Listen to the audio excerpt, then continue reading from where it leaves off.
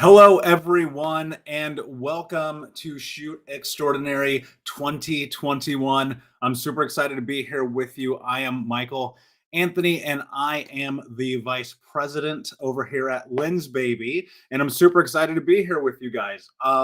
First and foremost, just doing a mic check here. Can everybody hear me? Let's make sure first that you can hear me. That's probably pretty important.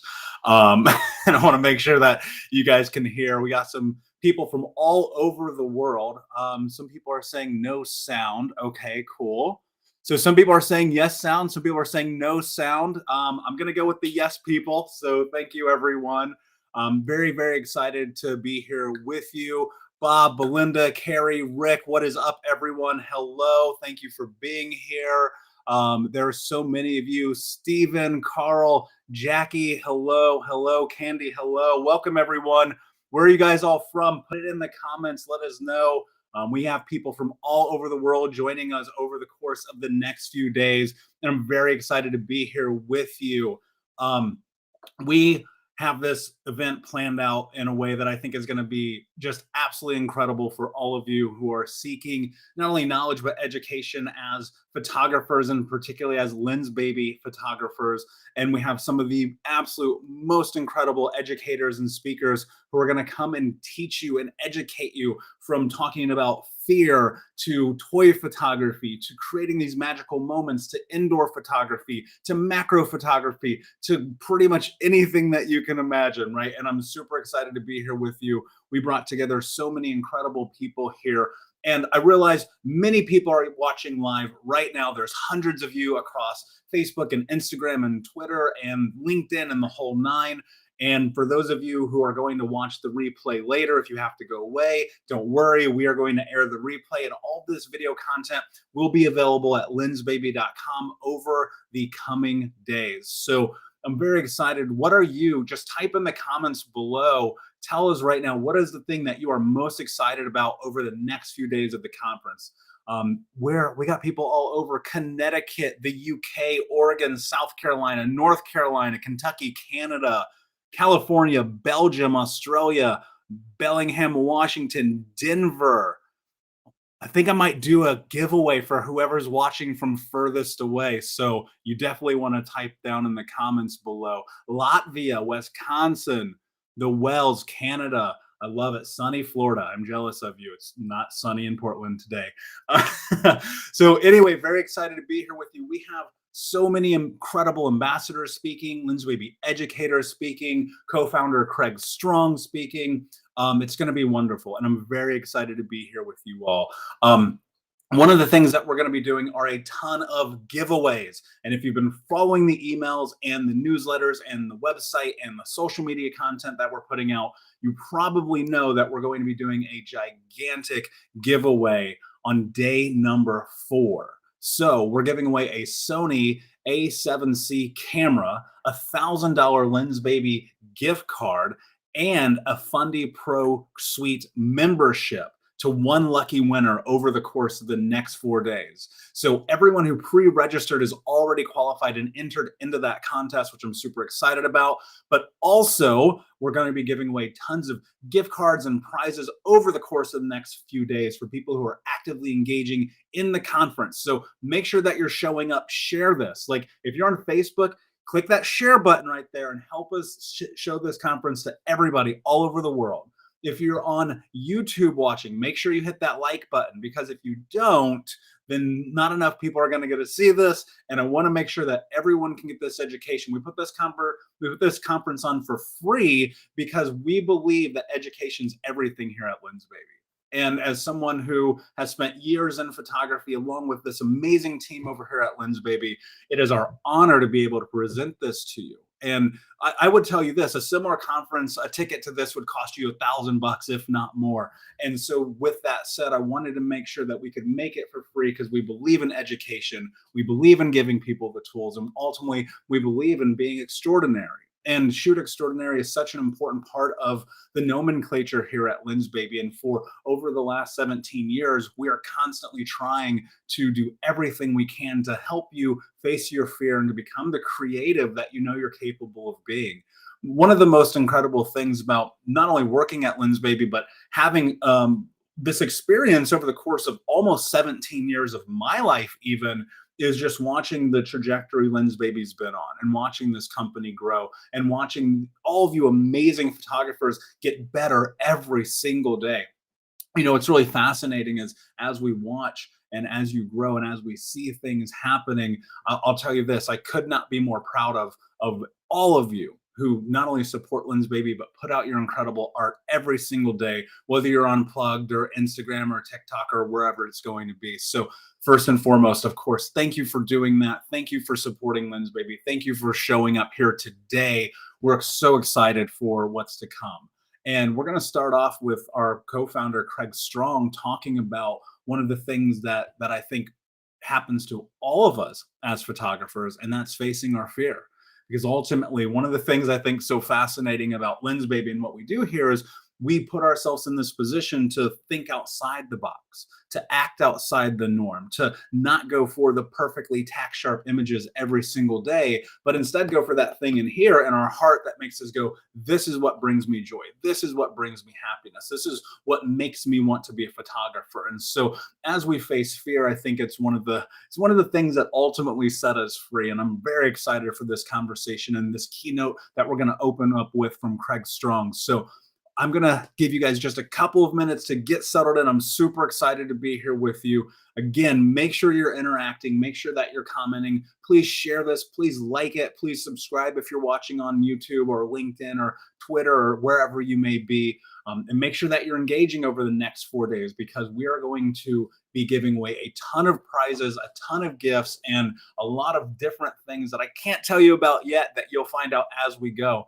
And as you have questions as we're going through this, feel free to put your questions in the chat boxes, because our customer happiness team here at Lens Baby, we're watching these, we're monitoring these. We want to make sure that we can get back with you and support you and help you in any way that we possibly can. So again, thank you all for being here. We're so excited. I see Jeremy's here. What's up, Jeremy? Nice to see you. Jillian, Bianca, who else is here? Candy, hey, how's it going? Greg, Debbie. Wow, people from all over the country, all over the world. Devante, what is up? Arlene, how are you? Denise, Starfire, what a cool name. Welcome, everyone. So I'm very excited. Everyone else is very excited. I'll tell you what, we're going to go into the first conversation here right now with co-founder Craig Strong. Thank you all. Shoot extraordinary. Have an awesome day. Here we go.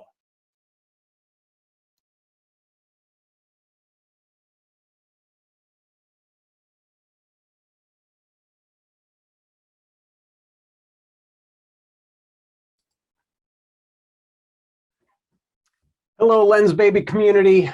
Thanks for joining us at the Lens Baby Conference 2021, or watching this after the fact. And I am here to talk with you. I'm Craig Strong with Lens Baby, and we're gonna explore what it means to move through fear and what lies on the other side for you. Lens Baby's mission statement reads, "We empower artists to move through fear to discover extraordinary creative freedom." So I'm hearing something about you tuned into the Lens Baby 2021 conference to learn about camera, lenses, and creativity. And first thing, co-founder Craig Strong starts off the conference talking about fear. What's the deal? Well, the deal is I'm talking about moving through fear, because in my experience, there's treasure on the other side, and you at some point made a step out of the normal stream of photographic exploration to try something new. For most of us, there is usually some anxiety around this. There doesn't have to be. If you're just fascinated and excited about photographing differently, keep up that momentum. This conversation, though, isn't just about photography. It's about growth. And I suspect that there is some area that you would like to grow in where you feel an uneasiness, anxiety, or possibly even fear. So let's workshop that together a little bit here. I'm going to have some questions for you. We're going to, I'm not going to stop and let you answer them so you can come back to this later or write them down and do it later. whatever you want. But let's start off with a great little book that I've been listening to on Audible. I think it's free for Audible members.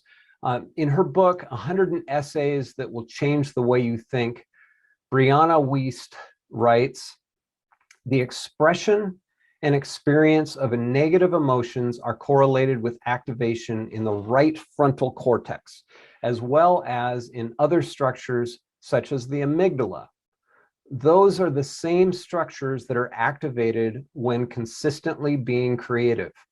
I get a little stressed when I hear consistently being creative. So, but those are apparently that stress is in the same place as the creativity. So maybe we're onto something.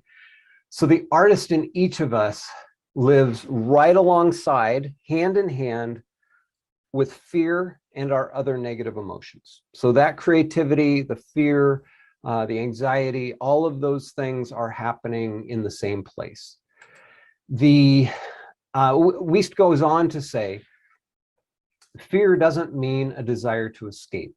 It means you're interested. That's fascinating. If I'm afraid of something, now, not everything is interest that means I should be moving toward it, but it's something to pay attention to. It's something you noticed. It's something that on some level is important to you.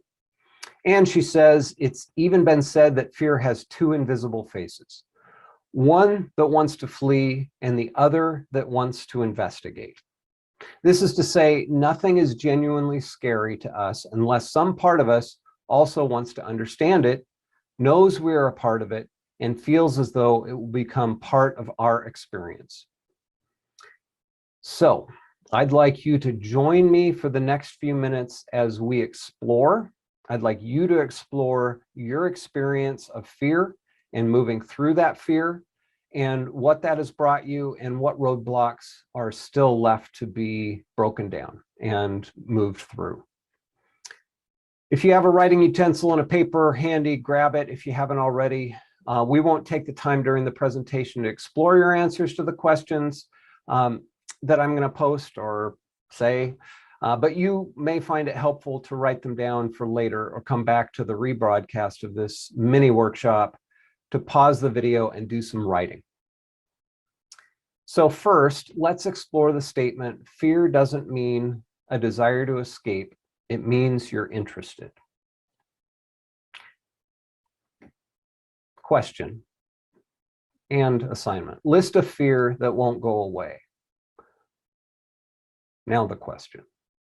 When was the first time you remember having that fear?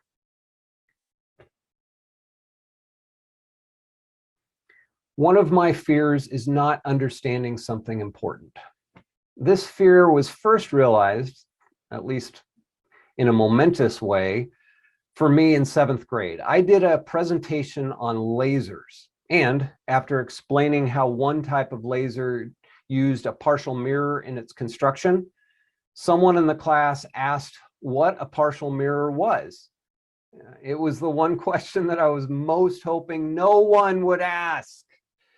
Even though I knew that my teacher, Mr. Young, had done his 7th grade science project on lasers, I had not consulted him about what this specification in the construction of lasers meant. I actually hadn't consulted him about anything. He didn't like me very much. And so he was a little intimidating. I answered my classmate's question by drawing on the blackboard a rectangle, which represented a mirror, because they're all square, in my experience as a 7th grader, with a black dot in the middle. Well, I guess it was a white dot if it was on the blackboard. But regardless, rectangle, dot in the middle, and that dot represented a hole in the silver on the mirror. So you've got a mirror that's 100% mirror everywhere else except this one spot. Well, that wasn't right. My classmates, however, seemed impressed with my presentation, which at least one shared with surprise, something like, Craig Strong had a good presentation? But despite my classmates' somewhat impressed nature and takeaway, I got a D on my oral presentation from Mr. Young, as he knew that at least that one fact was wrong. Now, as I said, I did not consult him, and I did not really understand a lot of the stuff that I was spouting that I'd found in encyclopedias, because we had those then, and some scientific journals, probably just like Scientific American or something like that, about lasers. But anyhow, that was the one fact I know I was wrong on and contributed to that D in that class. Question: what do you need to understand about fear that is still with you? So I want to talk about some fears here in the journey. At some point, I moved from being a photographer to making a product. Now, this is the form factor of that first product. This is the 2.0. I don't have an original handy, but it looked and worked pretty much the same. And I had to go from being a photographer who was making very ugly lenses for myself that made amazing images to playing an engineer on TV, I like to say now, and product designer, and without any product design background. And so there were a lot of fears that were confronted along the way. This type of tubing is much smaller, although we've explored all sorts of different things we can do with tubing in various different sizes. This type of tubing ended up being the foundation for that first product. And I had no idea how to source anything, let alone a specific thing like this. Fortunately, I found that tubing and I was able to do that. But there was a lot of fear that I had to move past to get there. And those victories, going over those hurdles, led to future victories. You know, talking about flexible lenses, this is the Spark. We've got the Spark 2.0 now, but they both work with all of our optics. The original Spark has a tilt limiter, so on some of the optics it won't tilt as much, which usually is a good thing. The new Spark is available for more mounts. You can go to the website for that. But regardless, this with interchangeable optics, internal apertures that stop down, if we can show that there, yeah, there we go, and compatibility with at least 19 of our 20 optics. There were some of the fisheyes, the 12 millimeter circular, it wasn't full circle, but the 12 millimeter fisheye that were not compatible with this. That's the only caveat you're going to hear from me today. Not really. But this is that realization. So I went from photographer with gaffer's tape and some vacuum cleaner hose and taping things together and a Dremel tool and making my own plastic parts to a real product using Hoover vacuum cleaner hose, and then having to source for our optic swap system something that was bigger because we couldn't fit the optic swap system into the back of the optics into that smaller tubing and still reach infinity or have any amount of short close focus to it, to finally having another finished product, which we're selling now. And again, each one of those things it was almost a domino effect where I went over one hurdle, which was finding that original vacuum cleaner hose and finding the source for that. And that said, hey, I can do what's next. So that was one illustration from the Lens Baby experience of how I got through my fears and how that led to the next great thing. So back to the question, what do you need to understand about that fear that's still with you right now? If some part of my brain that allows me to be creative is activated when I experience negative emotions, this connection between fear, or more importantly, overcoming fear, could be a key for many of us to harness our emotions in a constructive manner. Several years ago, I went to the Van Gogh Museum and Art Gallery in Amsterdam. Amazing place. It was a powerful experience. I think that partly because I've seen Van Gogh's images or images of his artwork in publications and online for years, I'm afraid to say that it started out a little lackluster. I was disappointed. The drawings and paintings, maybe it was like they were built up so much And now they're here in person, and yeah, that didn't last very long though, because I spent time with that art and it started to sink in.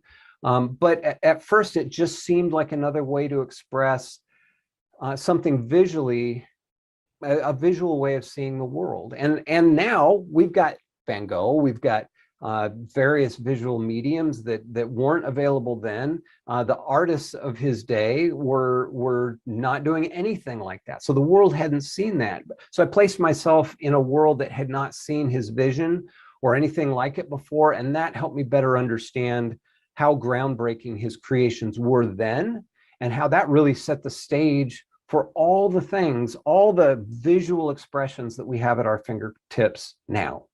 Much of the information about Van Gogh was about how difficult his life was, how depressed he was, how his mood swings went crazy. He was a tormented human who ended up ending his own life. I still ask myself, thinking about the artwork that I witnessed and that process of going from walking in and feeling like it was diminished to then it growing even bigger than I'd felt before when I'd seen images of it.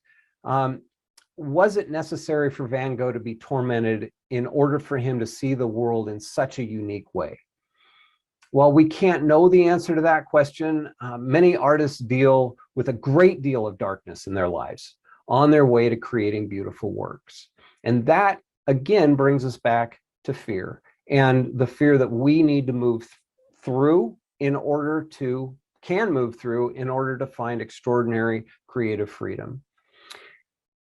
Question: what beautiful thing in your life has come out of torment? Now, I'm going to lift following that question, I'm going to go on to another lens baby and talk about that process. I would say that the torment that came with making a lens, which essentially for me was just blocking out the light. That's what the vacuum cleaner hose did, so that I could see what all of these crazy lenses that I was using could do, or wanted to use could do, because there was no free lensing back then. I'm sure somebody was doing it, but it wasn't a thing and that I was aware of.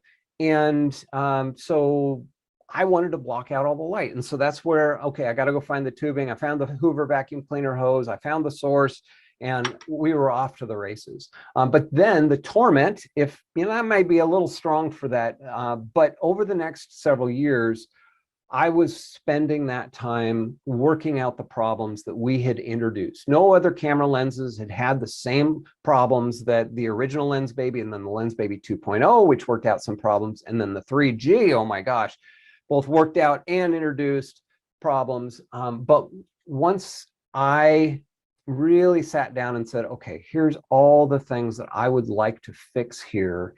And I've got this company. I think we were probably about 12 employees at that point. And if I don't fix them, we can't keep these people part of our team. And we had an amazing team. We still do. It's phenomenal. But this was, largely a different team back in 2006. When we came out with the 3G and I started working on, okay, what's next? I'd gone over the hurdle of the original Lens Baby and the 2.0 and now the 3G. And so it was, the optic swap came out of that, to where I was like, okay, we've sold people this individual lens, and this lens does one thing. Now it does a whole bunch of things because it tilts all over the place, and the different apertures have a different look, but it's not as versatile as I wanted it to be. And that's where coming out with an optic swap system allowed me to say, okay, you're buying one lens, but now you can take out one optic and you can put in another, and you've got a whole different experience, a completely different look, from sweet spot to slice to this is a twist with the twist 60. It's got a swirly background. When all the stars align and you're subject to background and subject to camera distance are just perfect, and the background has got a detailed enough texture to that it can show the swirl, and then amazing. So that was one of those things that now torment may be a stronger word than that, but than what I went through for that, but it did bring us to something that was, it was important to experience that discomfort along the way. So I'm going to read that question again. What beautiful thing in your life has come out of torment? For me, I grew up not picking up on social cues. I've talked about that before with you in this community. It created a huge amount of anxiety for me. One of the things that I found solace in was understanding the technical aspects of the gadgets I owned. I took everything apart. My room was just like littered with electronics and broken toys and broken electronics and more mechanical things that I'd pulled apart. And you know, I was not a neat freak, so they did not get back together. And if they didn't work, I didn't throw them away right away. So mom was not pleased most of the time. Well, so through the process, well, cameras was one of those things. And so yes, I took apart cameras and they never went back together ever as a kid, every once in a while now. Through the process of reading popular photography, Shutterbug, outdoor photography, and any other photography magazines that I could get my hands on, cover to cover, including the classified ads in the back, I was introduced to and became obsessed with an artistic medium, photography, that I likely never would have known. And had I not been working on overcoming that anxiety, I would not have learned the gear, which then led me to all these publications, which led me to wanting to actually take pictures. Photography became something that I could do that would help me relate to people that I didn't otherwise understand, which was pretty much everybody, including myself. From the protected vantage point of observing people through my camera lens, I started to understand what people were doing, thinking, and feeling. Question: what's the scariest thing for you to photograph? So I want to talk about 2015. That's when we came out with our first standalone lens, like a real lens. It looks like a lens, it focuses like an old classic lens. It has an aperture in it. We had a couple things with apertures, but they didn't look like a lens. They looked like some contraption that had optics and bodies and were hard to understand. And some of them were flexible and some of them were on a ball and socket. And in general, I would say that was a big hurdle for Lens Baby. Was we had to explain things in a way that nobody had understood before. Like we presented and said, this is a camera lens, and people look at it and go, no, it's not. And we'd have to say, well, here's why it is, and here's what you need to do to make it work. And generally, none of those things that you had to do to make it work, you ever had to do with another lens. So Lens Baby was at a crossroads in 2014 of going, okay, we need to also serve photographers that are willing to try something different, but the optic swap system and those bodies were just too far out there.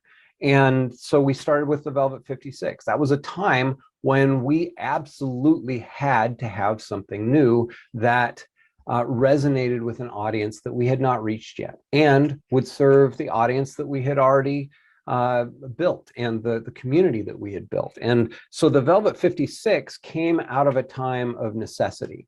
It was, I have you to thank for coming alongside of us and adopting that and sharing it with your friends and sharing the images you make, that no macro lens is like any of the Velvet lenses, and being able to introduce something that has a variable effect at various apertures, close focuses down to 1 to 2. Now, technically 1 to 1 is a macro lens, but this does focus very close. And it gives you tons of just variability. So just like the optic swap system, where you buy something and you can do a dozen things, you can do 100 things with it. This was that, and it was so necessary. And there was some fear along the way that we had to move through as a company. That got us to the point where we're like, okay, this is ready. This is something that will serve people. This is something that will help us keep our team together. So I'm going to read that question again. What's the scariest thing for you to photograph? For years, I didn't feel comfortable taking portraits. It's still not my favorite thing. And the fear I have is that discomfort will result in uninspired images, and that fear will become a self-fulfilling prophecy. I don't know that I've ever sat down and written a letter to myself exploring this fear, which we'll talk about another author using that technique to overcome fear. But another fear around photography for me is flower photography.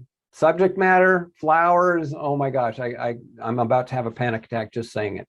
Being around Kathleen Clemens and many of you who have mastered this subject matter, it scares me to make and share photographs with you of flowers. I often wonder if community members that seem overly negative about flower photography, and there have been a couple, have ever tried making pictures of flowers. And if they did, how far did they take it?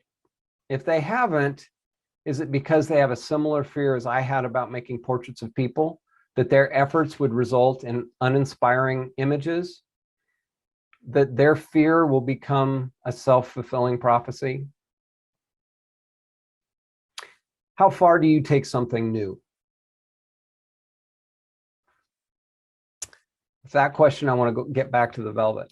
Once we had come out with the Velvet 56, there was, okay, where do we go with this? People love it.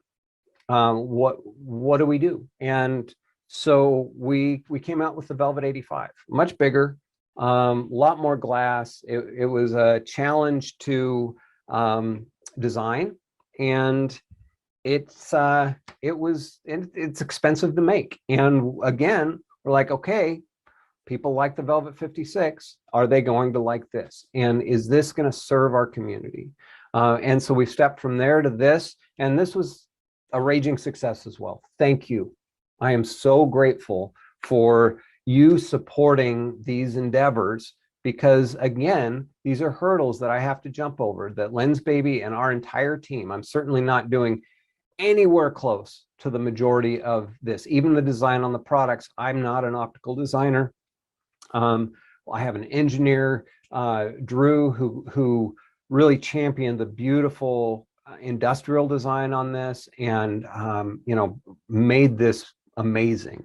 And so the Velvet 56 came, and then the Velvet 85, and then where do we go from there? I know a lot of you want Velvet 180, and that's something that probably is going to put things out of our price point. But some of you use 2x converters with your Velvet 85, and you get a, what is that, a Velvet 170, and do amazing work with this stuff. So, but from there, we realized that, hey, this soft focus, forget I ever said that in relation to the Velvet, because the Velvet is so much more than a soft focus.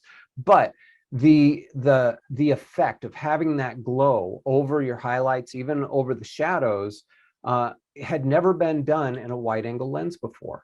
And so we went to a 28 millimeter f2.5. It's actually f2.2 because we thought f2.2 had too much glow, so we put it on a plus on here, but everybody loves it. I love it anyhow. And I'm speaking for everybody.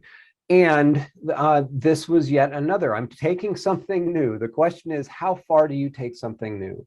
And to be able to apply the learning that we had from the Velvet 56 and the Velvet 85, and be able to take that and put it into something, this beautiful piece of glass of the Velvet 28. I just love this thing, and it's an amazing star lens. And that's something that I've done a little bit. I've dabbled, and some of you have dabbled with me in that, or have become masters in that. And it's really awesome to see what is being done with Lensbaby gear in subject matter that I never would have thought. I didn't even think I was going to shoot Lensbaby of the Comet. And I get there, and the first couple images, I thought, well, I'll start with Lensbaby. I never took my my regular lenses out of the bag.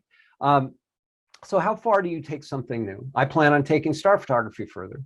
It's easy for me to pick up something new once, however. I can do that on a whim even. It's kind of a challenge. However, it takes a decision after that initial attempt to do it again. That decision is that I will choose to learn something I don't know how to do, which the initial attempt almost always makes it abundantly clear that I don't know how to do this. As I often quote my high school health teacher, Mrs. Geary, I loved her. I wish I knew where she was now. Maybe she's listening to this. I'm going to quote her again now, saying, which she said almost every other day, anything worth doing well is worth doing poorly for a short while. That statement is one of the best tools I've had in my lifelong toolbox, or at least since I was 17, that's allowed me to overcome the fear of not being good enough in a few key chapters of my journey. Is there a skill or a subject that you have concluded is not for you because you failed at it before? I'm not going to show you any lens babies after that question, but this is a challenge. Is there a skill or a subject that you have concluded is not for you because you failed at it before? In fourth grade, I was at the top of my class in math until we learned something that I did not fully understand. Well, I didn't learn it. The rest of the class learned it. I missed it. And, you know, fourth grade, that's pretty formative years as it comes to math. It may have been a couple of days, a week or more, but when I finally asked what I was doing wrong, because I just didn't get it, why I was getting marked down on these tests and my assignments, it was simple. I was carrying my numbers wrong in multiplication. I think I was adding them before I carried them, or I don't know what I was doing, but I did it again the other day when I went to do long multiplication. I was like, oh yeah, that's what I was doing. And eventually I got it right. But once I figured it out, I was was back on track. But still my enthusiasm for the subject was gone. I had thought, and it's really a fixed mindset of that I exhibited at that point. If you've read Mindset, the book by Carol Dweck, she talks about that, powerful book. But I figured, okay, I am not good at math because I missed this thing. Everybody else got it. I thought everybody else, maybe I was one of, 25 people who missed it. I'm not sure, but I missed it. And so I was critical about myself in fourth grade. And unfortunately, or maybe fortunately, based on the creative direction that I may not have chosen, had I not gotten lost in fourth grade math, I never fully shook the stigma that I was bad at math.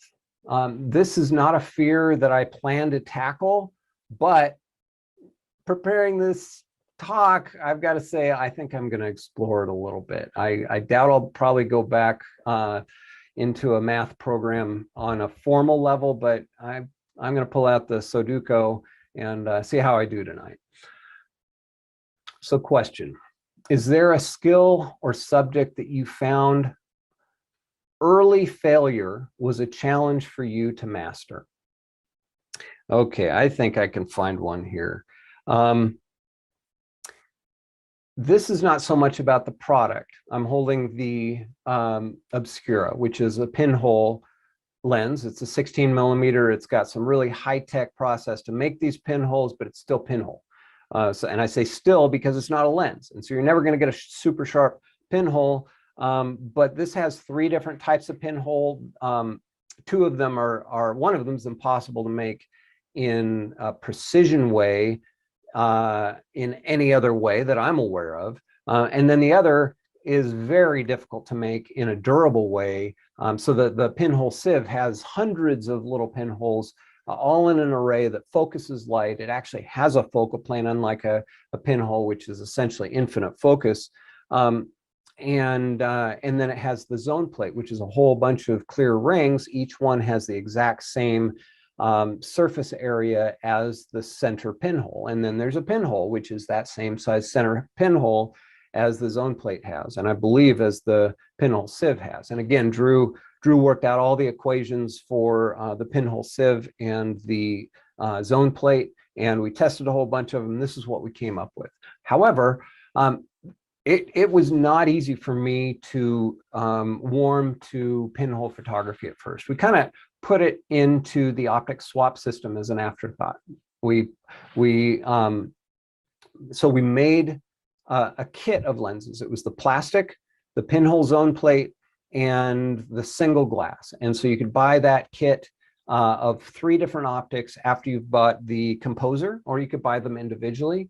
And that was our optic swap system. So we came out with 4 different optics, the double glass that came with it, and these other things. And all 4 of those optics were, well, 3 of those 4 optics were things that I knew. I did not know the pinhole zone plate optic or what to do with it. But I went out and I pushed myself. And part of it was the challenge that I found from Worldwide Pinhole Photography Day.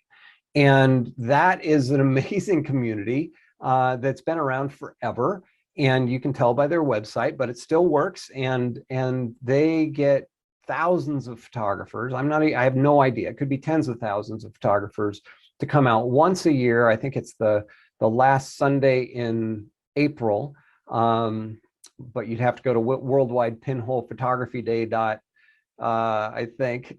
.org to figure that out. But that challenged me, and I said, okay, I'm going to actually share this. This is something that I need, this tool of this community that I'm not even a part of, that I want to be a part of, that I want to contribute to. And so that was the challenge for me. And finding those tools has been really critical to get over the learning curve and to motivate me to get through that learning curve. And being part of this community too, to share things with you that I've been able to create, not just the lenses, but also the photography that I can create from it.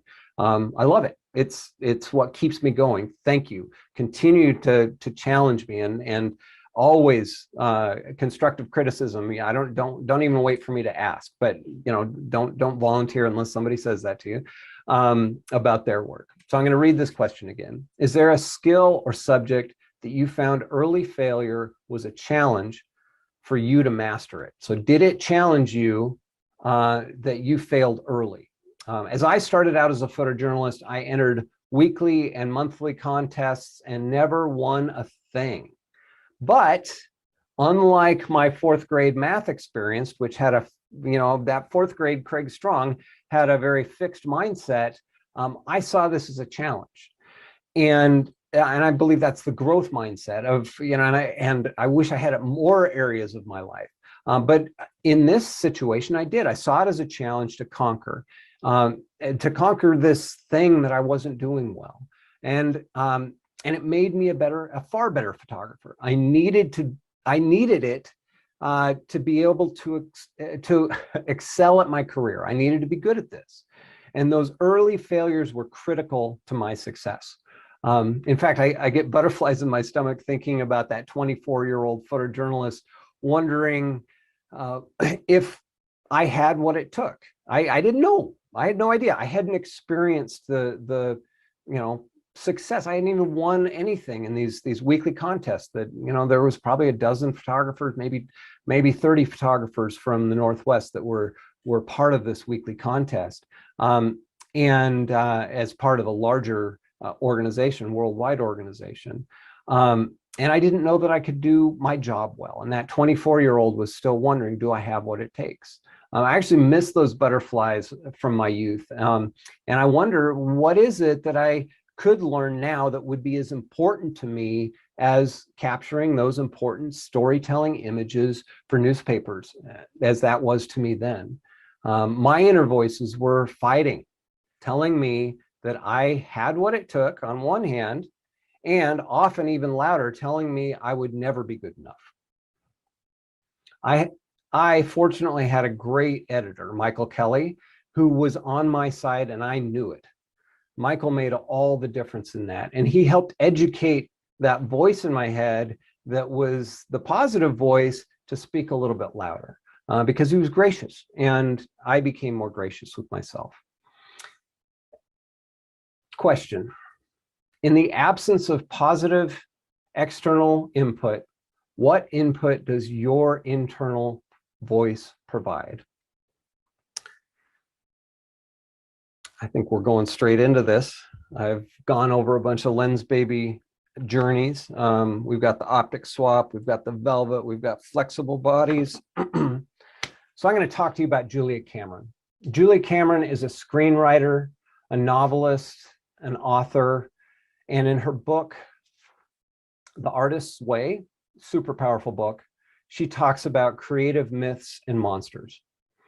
She says, try to remember when someone discouraged you. Now, this is a new concept to me, and not that I didn't read The Creative Way in my early 30s, I did, but I don't think that landed.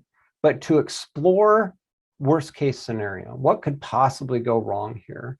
But she's saying to explore when someone discouraged you. They may have said, you're foolish to think you can be an artist. They told her that. They may have said, you're not special. And maybe those voices came from you. Cameron proposes that we write a letter to our, what she calls creative monster, rebutting it. And that creative monster is very at home inside of my head. She says, write a letter to your creative monster, telling them why they're wrong. Now, the first thing to do is to explore what the creative monster has to say. Explore the negative messages. And then write a letter to your creative monster telling them why they're wrong. One of my loudest creative monsters is constantly telling me that the creativity I have won't be communicated in a way that anybody else understands. I'm actually feeling that a little bit right now as I'm talking to you, wondering if this is landing. But oftentimes I will make a photograph that I'm super proud of, but I'll never share it. I mean, we all have that experience. My mouth's getting a little dry thinking about this. While there is some visual art that I create for myself, and that is totally valid, often the fact that I don't share what I create comes from me listening to my creative monster. If I were to write a letter to that creative monster, here's what I'd say. First, I'd say, you're a monster. Get that one out of the way. I don't have to listen to you tell me that I don't share my ideas well, or that my creativity doesn't come across in ways that other people can understand. There is so much going on in this brain and in this heart that is worth sharing, but it doesn't all need to be shared. The things that I do share are what I've chosen as most important. You don't get to tell me that all the rest of it makes me inadequate. That'd be a good start to that letter. Julia Cameron, in the Artist's Way, talks about blasting through blocks. She says, write down your fears and angers. Here she is talking to us about the negative aspects, talking about fears, writing them down, explore them. What are they actually? What's your baseline? Read them out loud to someone you consider to be a believing mirror.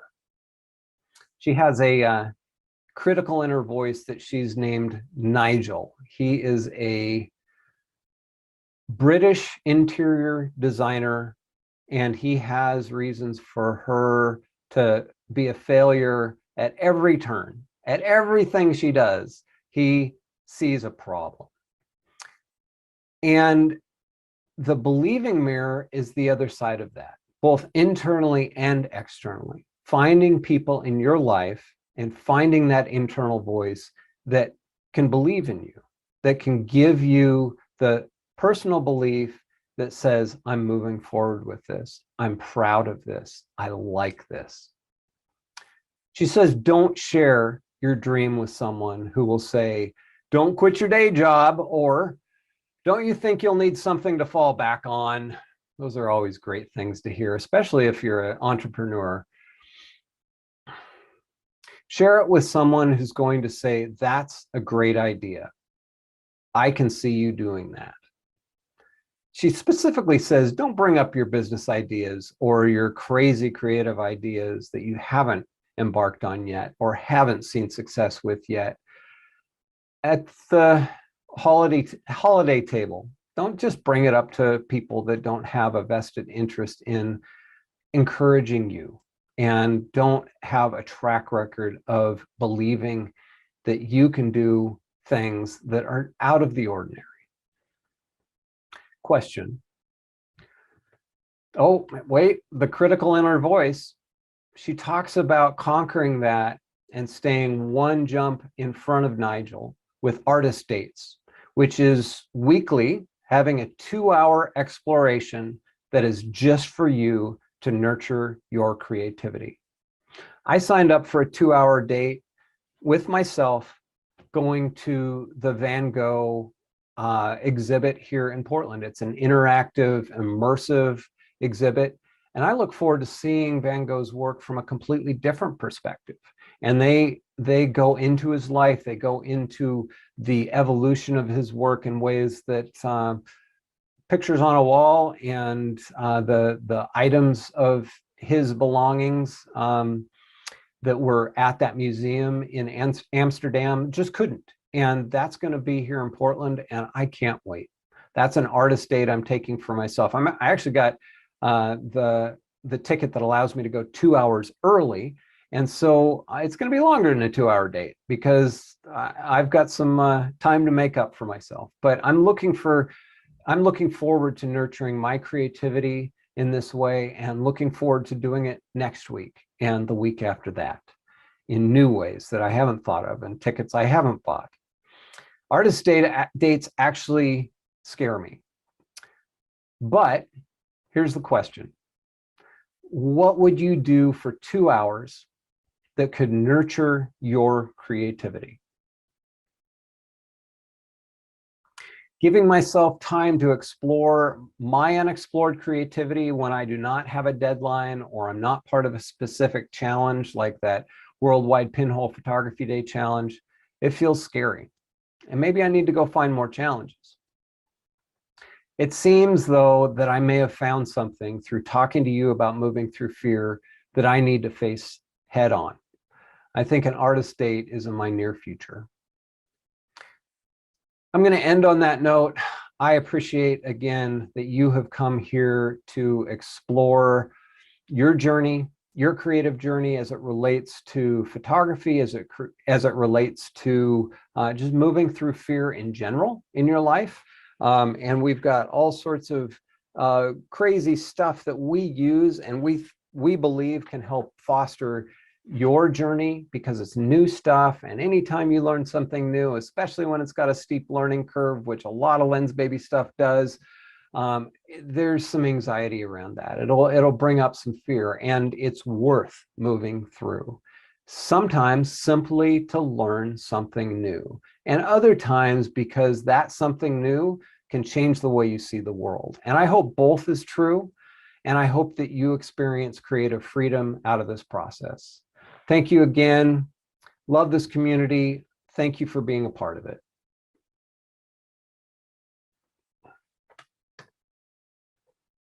Dreamy artistic images. Emotive and soulful imagery. That extra dimension and quirkiness. Really unique images. Se olvidaron completamente. Extraordinary results. Creamy bokeh and a dreamy feel. Creative and quirky landscapes. Unique blur effect. Fun flares. Poetic, oniric look. Something extraordinary.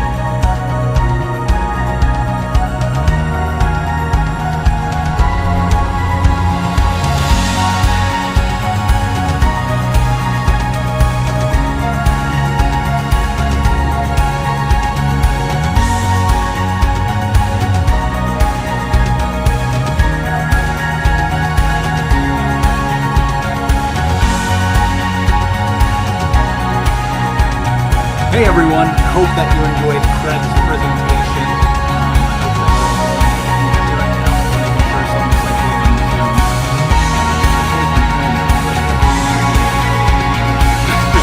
So you can hear me.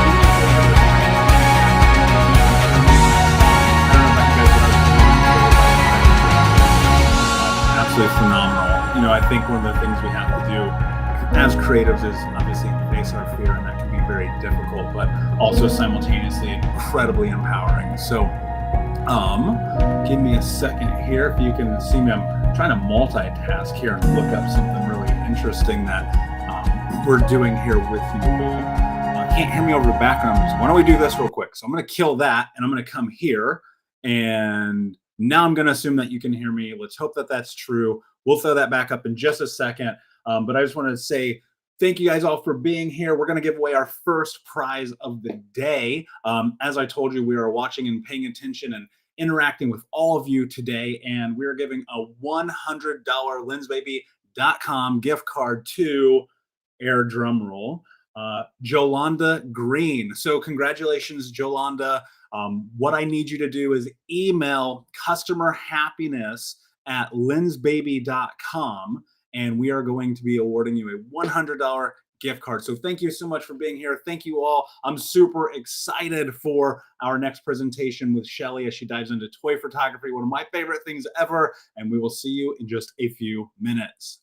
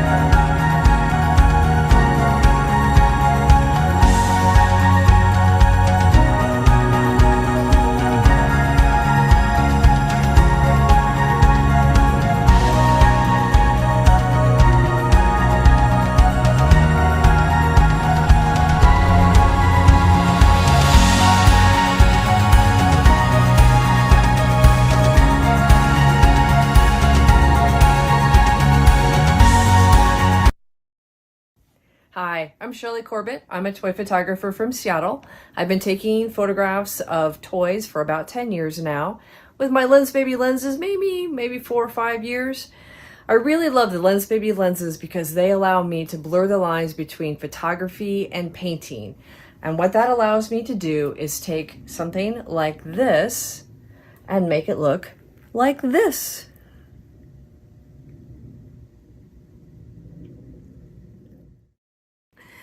So before we get out to the field, I want to just kind of go over my equipment really quick because I have a feeling that once I get in the flow of taking photos, I'm not going to talk about what I'm doing and why I'm doing as much as you probably want to know. So I'm just going to take a moment here and just review my equipment, the lenses I use, and why I use them.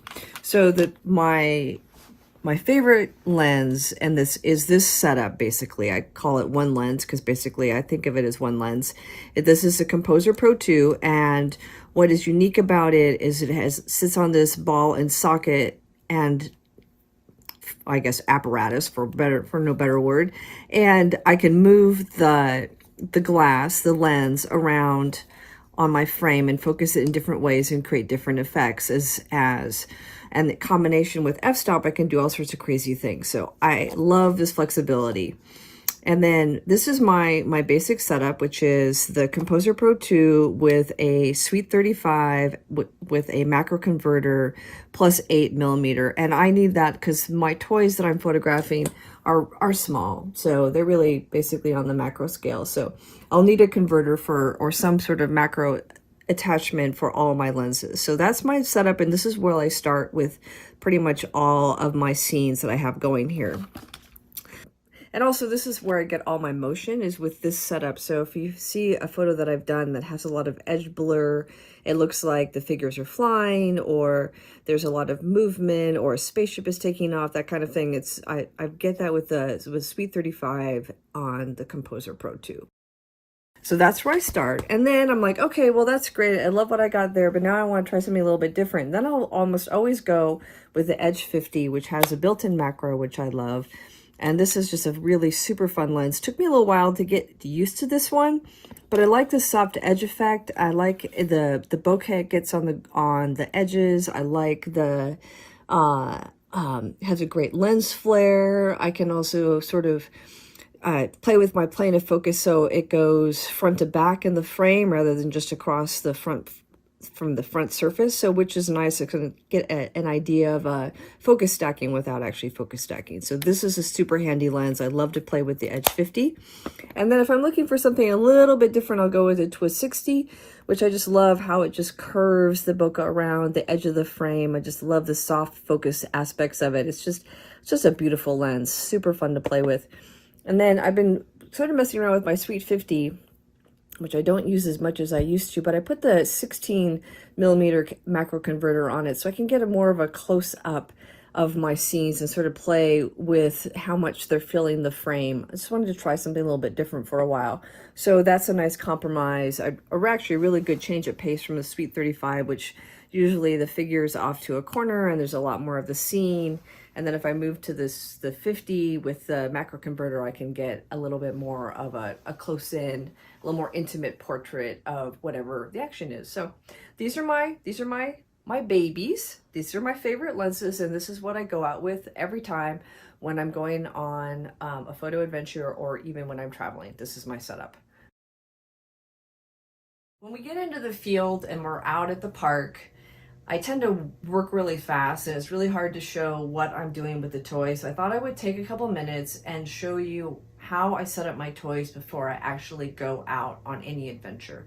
I spend a couple hours out here in my studio and I put all my toys together, and these are the different methods that I've used and use on a pretty regular basis to make my toys stay where I want them to stay, fly through the air, hang, whatever it is that I'm doing. So for a water shot, I'll generally use some clear Lego brick, and I'll set that up, and that's about pretty standard for a puddle depth. And I have my setup right here, and then on this one I already have my little narwhal. I have him set up in so he can move around, so I can make sure that I get my two figures so they can actually look at each other and they're at a nice distance. And this one here, I wanted them a little bit farther apart, and I know that when they're in the water, I want the little mommy bunny to be a little higher than the sun, and he's a little bit farther out in the water. So I've set that up already. And then I've got this little guy here that I've, from past experience, I know that with the Lens Baby blur, especially with a Sweet 50, this little brick setup can disappear pretty quickly. In addition to that, I will do things like hot glue little accessories together so they don't fall apart when I'm out in the field. I'll set up scenes like this so that I know what I want to do. And I'll put one of these trans clear bars on the back. And then this I'll be able to, with the help of a hand clamp, get her up off the air on a stump and get her look like she's flying through the air, which is pretty good trick. And then this also will disappear with that Lens Baby patented blur that I like so much. In addition to that, I've got a couple other little fun things I thought I would try out. I made a little swing for Batman. I thought that might be kind of fun. And I'll be looking for some nice, beautiful fall foliage to hang him from, because I thought that might be nice. And all pink shot, because Batman, normally you see him, he's all black. And I like to be a little subversive with my toy choices. And then just something that's a little bit fun for me. One of my favorite figures, a little Chima bird with a little blue teddy bear. I'm really hot glue and Lego is great. So here's a setup that I've done in the past where the Stormtrooper is looks like he's at the top of a jump. But basically I ripped him apart and hot glued him back together. And when I put that in front of a lens, all of that is just blurs together and the viewer's eye it's crazy. They don't see all the kind of modifications I've made. And then here's another classic Batman and Joker concept that I did. And you can see that there's an awful lot of glue and hot glue and some tack on that. But by the time you get that in front of a camera, all that disappears, leaving very little editing on my end, which is nice. Just in time for Halloween, or any time of the year, Frankenstein is going to go fishing. I want this all set up. In past experience, I know that light moves pretty quickly on the macro level, so I always want to make sure all my scenes are set up before I get out there, so I can really maximize the light when I find it.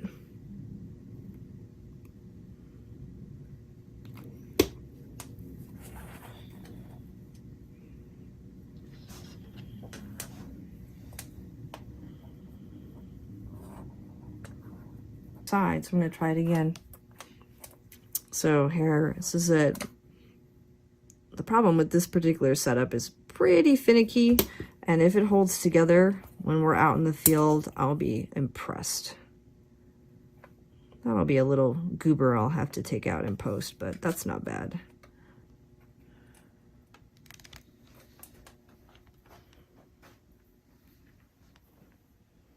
One thing that's great about toy photography is there are so many toys available to choose as your muse, your subject, whatever it is that you want to star in your photography. I personally chose Lego for not only its connection to my family, but because it's common around the world. It's very flexible. You can mix and match the parts, and everyone has a connection to Lego, or at least most people do. They either grew up with it, or their kids play with it, or they've had some connection to it somewhere in this universe. And if not the toy specifically, many of the characters that are now available as Lego minifigs. And that flexibility allows me to layer meaning on my photography, and it's a really quick connection to my viewer. And it's a toy that doesn't take itself too seriously. And to me, that's really, really important, because for me, toy photography is about fun. It's about silliness. It's about bringing joy to myself as well as the viewer, and just having a good time. So for me, Lego is my primary muse. I hope you've enjoyed that little overview of my kind of getting ready process and how I choose my toys and get them set up and what I'm going to do in the field. So now I'm going to take a minute. I'm going to get everything packed up. And I just want you to know that all of this stuff can be done at your home, in your house, in your garden, at your local park. I personally need to go to my park because it's the only place that has a puddle.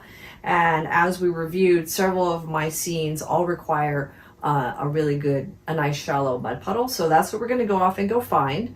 So I'm going to take a minute and pack up my toys, and then we'll head to the park. So see you there. Hey, we made it. We made it to the park. Woohoo! Are you ready for some toy photography fun? I know I am, because every day is better when you get out your camera and some toys and take some photos. So I have my first setup, and the first thing we're going to do is going to go find a puddle. And I guess that's why I always come back to this park, is because I'm pretty much always guaranteed I'm going to find a puddle somewhere. Something about this little family of beavers are always sort of sculpting the swamp, and I'm always finding, even in the driest of seasons, a little bit of water. But you can do toy photography wherever you're comfortable, in your own yard, in your home, your local park, whatever works for you. So are you ready? Let's go have some toy photography fun. Growing up in the Pacific Northwest, water has always been important in my work, and I seem to have gravitated towards that with my toys, which I find very amusing. Some things are very consistent, and I love the reflection. I love the movement that you can get, at least to make it appear as if the toys are moving when the water is moving, so you get a little sense of realism. It's also incredibly pleasant, and photography for me is a relaxing hobby, so being around water is just part of that process. It's amazing how Lynn's baby lens can just take a dirty old mud puddle that looks like heck and actually make it look like you just entered some sort of magical world. It's not completely blown out like the suite will do when it's wide open. Those edges get just a little bit crazy. So this one I get a little bit of that edge swirl, but I still maintain that the objects are recognizable.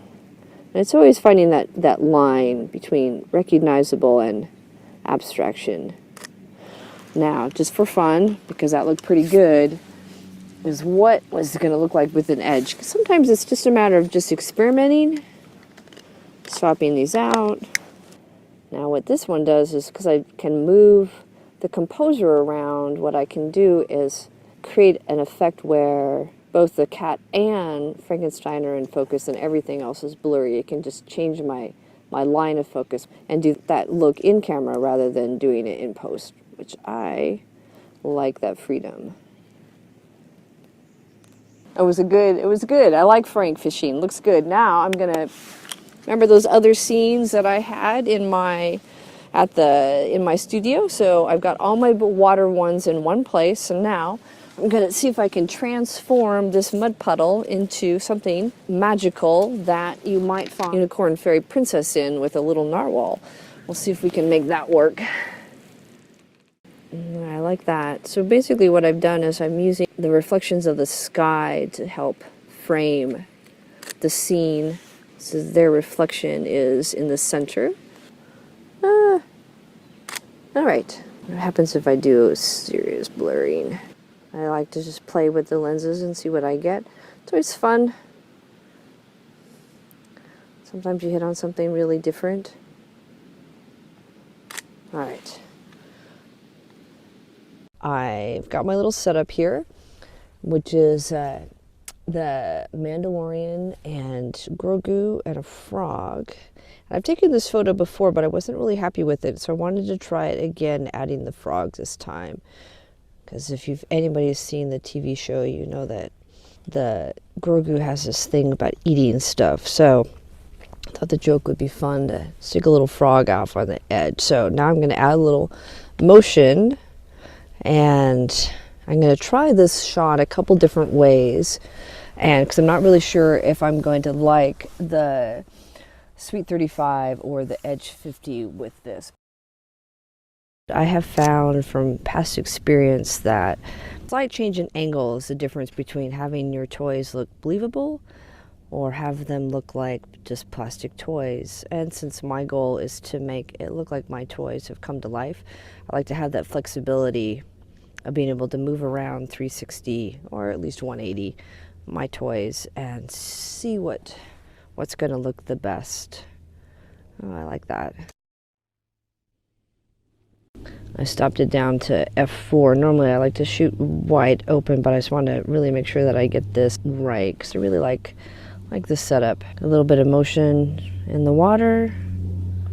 Okay, so now I like what I saw with that edge, but wonder what would happen if I swapped out and went with a slightly different lens. A Sweet 35 has also been a good optic for me for this sort of photo, so give a little bit different motion blur to it. Now this one I'm going to have to move my sweet spot of focus way down into that right hand corner to really pick up our figure. And one of the things we try to do with art, at least I try to do with my toys, is make it feel as if you're catching them in a moment, a little bit of a private moment, or capturing them in some way that you're intruding on their secret life, and kind of a little, I guess, a little voyeuristic. And a lot of my scenes sort of feel like you've just captured them in an unsuspecting moment, private moment. Being around water is very peaceful, so choosing to photograph toys around water just sort of adds to that sort of peace and serenity. And I try to bring that emotion into my toy photos. So this is a photo I took a long time ago, this setup, when I was first starting out. And I thought about it like, this would be an interesting experiment. I wonder what it would look like taken with a Lens Baby lens. Not bad for a first effort. Do a little quick swap out. Wow, totally different look. Totally different look. That's interesting. Well, at least nice reflection though. I love that about the water. Yeah, it looks really nice. Really nice. That's what's great about that edge. It keeps me so I don't have to do focus stacking down the road. I have this running joke of the Mandalorian, if you're not familiar, is just a character that Disney Plus came up with a couple years ago, and it's sort of a Star Wars tangential storyline. And there's a Baby Yoda, and he's just so cute. Everyone loves him. But toy photography is all about puns and jokes and humor, so I made myself a little Pandalorian. I also really like photographing straight into the sun. I know that's really bad for many reasons, but part of that is I enjoy a good lens flare, and you're going to be more inclined to get that if you're wide open with or at least shooting into the sun. So I know that when you look at this, it's the situation seems really pedestrian. Well, some grass, some leaves, some dirt, not very interesting, right? But I have found that it doesn't take much to just really create something magical when you throw a little lens blur, a little lens flare, and some crazy toys, and next thing you know, you're just like somewhere else. God light, isn't that what they call that? Little God light? And that's my secret weapon, Sweet 35. Secret weapon, gotta love it, makes everything better.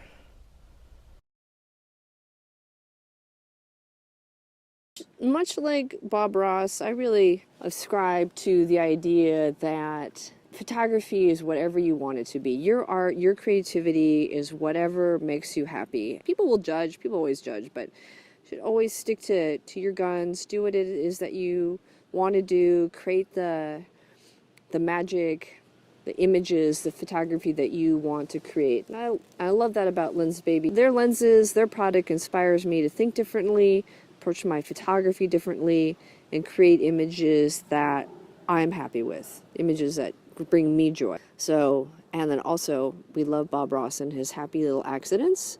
And I think that is also a big part of my joy, and the appeal of Lens Baby is that I can capture those happy accidents. There we go. Just a little bit of fun. Never want to take ourselves too seriously. That's the thing about toy photography. You definitely can't take yourself seriously. So since my figures are pretty small in the toy photography world, I'm always looking for situations that scale well with the figures, and I have found that moss and things like fairy grass and just smaller scaled backgrounds and foregrounds and tend to work a little bit better with these figures. So I'm always looking for a little bit of grass, a little bit of short grass or moss. Lichen's great.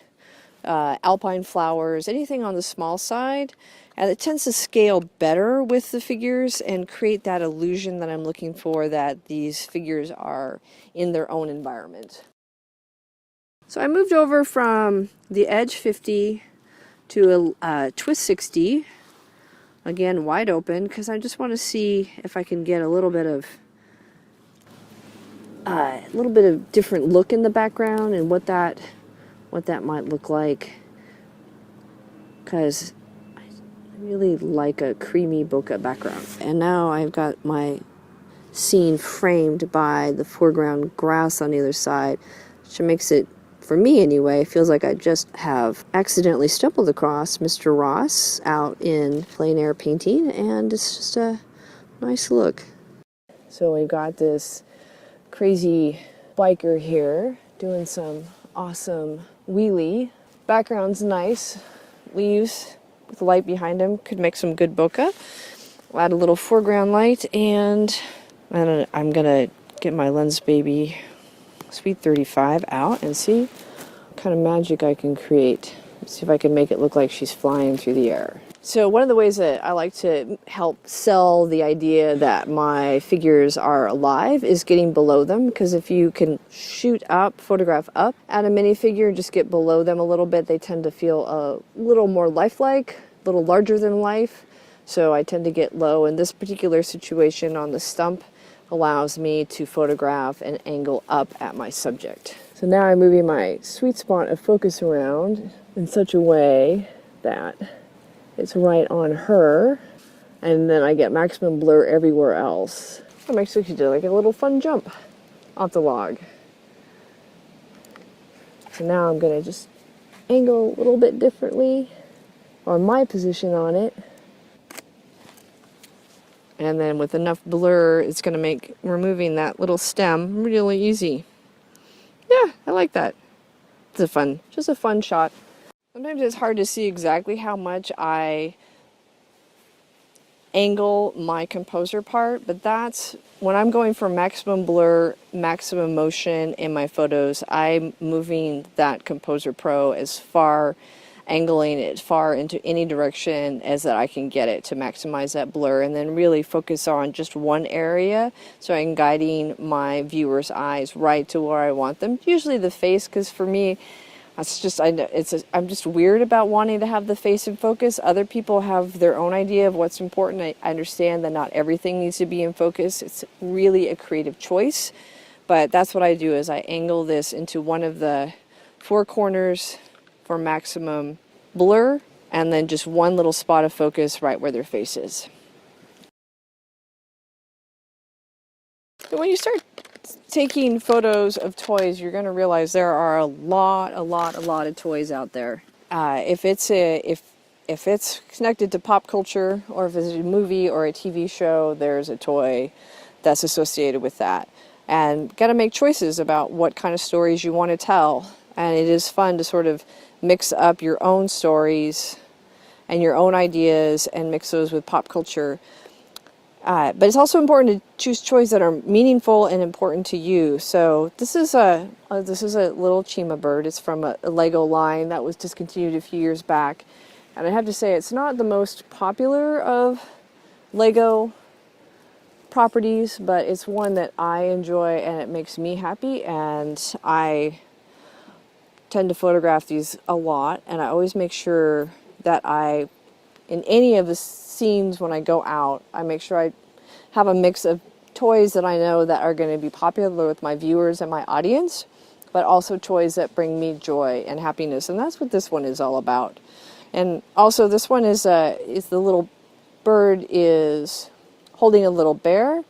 And once you've been photographing or as an artist, you end up developing a language and props and sort of symbols that are important to you that tell your stories. And for me, the bear represents childhood, both imagined and real. And so anytime you see a little bear in any of my photos, it's alluding just the idea of childhood and safety and innocence and security, but also a little bit of terror and fear, because it's all tied in the same. So I'm going to try this one with two different lenses, the Sweet 35 for a little blur and also the Twist 60, and have no idea which one is going to be better and create the look I'm looking for. I really like the Twist 60 because it's giving me a little bit more focus with both for both the bird's face and the teddy bear. There's not as much lens effect even at wide open.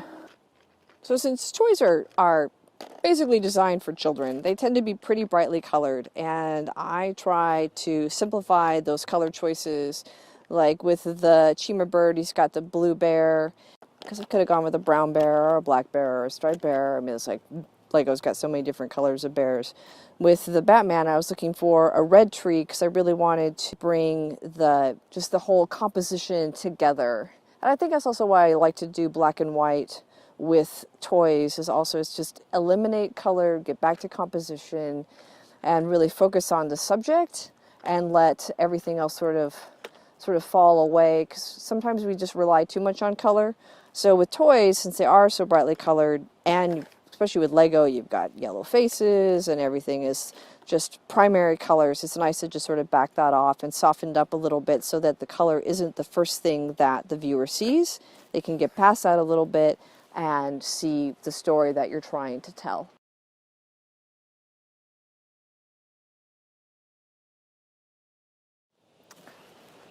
Thank you so much for going on this journey with me. I hope you enjoyed taking a deep dive into my creative process. More than important to me, though, is I hope you are inspired to pick up your own toys and your Lens Baby lenses and go out and create your own toy photography magic. It's super fun. It's a wonderful way to use your photography skills and create your own toy magic. A big thank you to everyone at Lens Baby for the invitation to come and share my photography process with you. I really appreciate that. It's my greatest joy to share toy photography and inspire other people to join me and on this crazy toy photography, creating world storytelling journey that I'm on. It's all are welcome. If you have any questions about me, my process, toys, photography, the intersection of Lens Baby and toy photography, come look me up at shellycorbett.com. I'm happy to help you and get you started on this fun, amazing journey. Until next time, play well.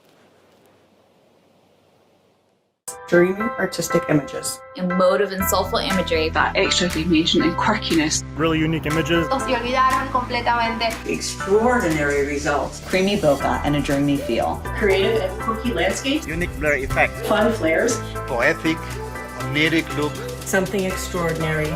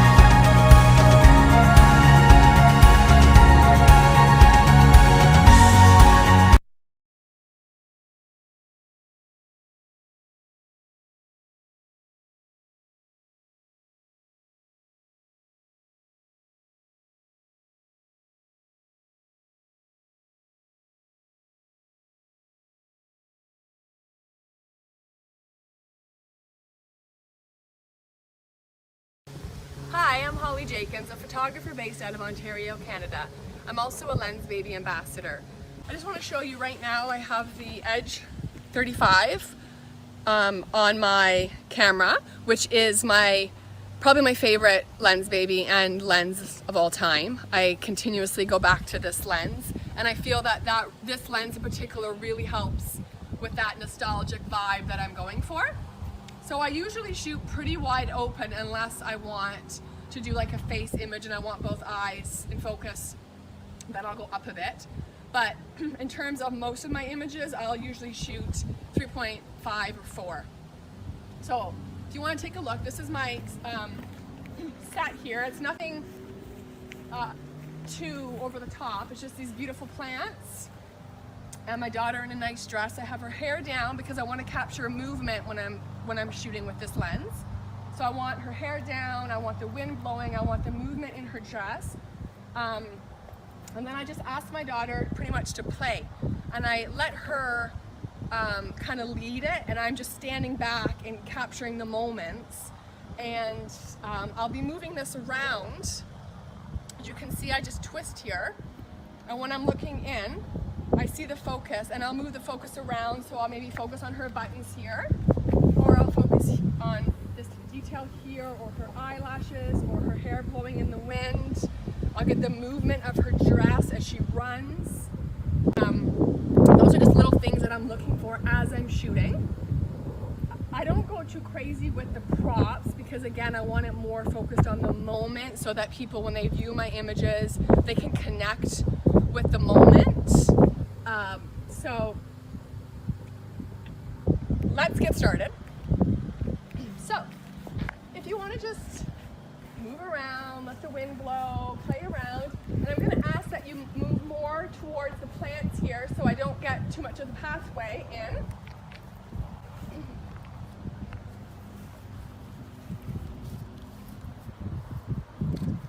Now on this camera here, this is a mirrorless that I've upgraded to recently, and it's really great because I can flip the screen here and I can have focus peeking on.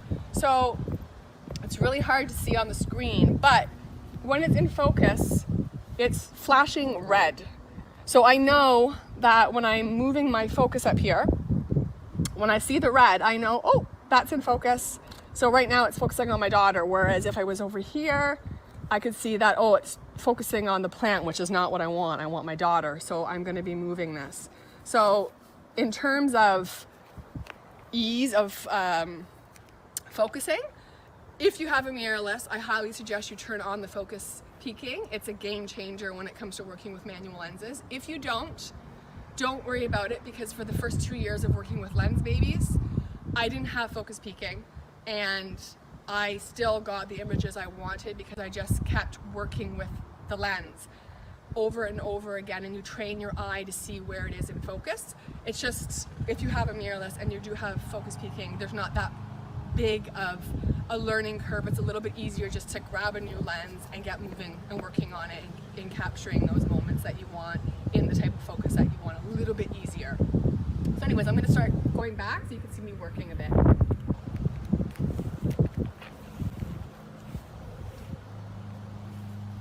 Beautiful. You want to twirl around, let me get your hair.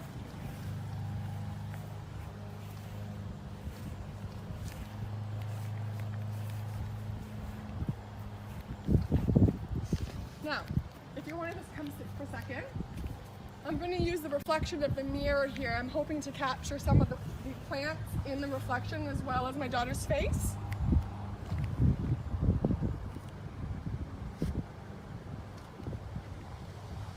Beautiful. And if you could just kind of go sideways a bit, more like you're relaxing your legs. That's it. Yeah. And then look in so I get your face in focus. So now I'm just moving the focus ring around until I get my daughter's face in focus, the one that's in the reflection.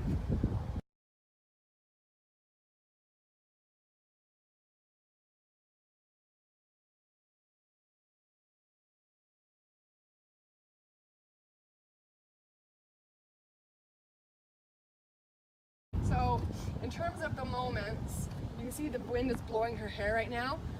So I'm looking for that, and as soon as I see that, I'm snapping because I want the movement. It just adds an extra element to your image. The image itself is nice, but with the addition of her hair blowing, makes it just that little bit extra nostalgic element that I want in there.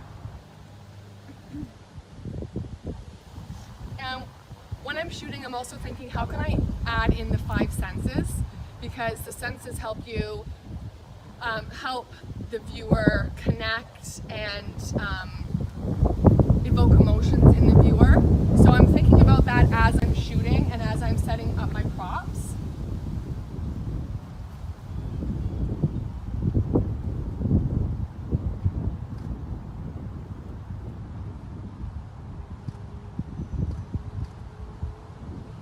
Lovely.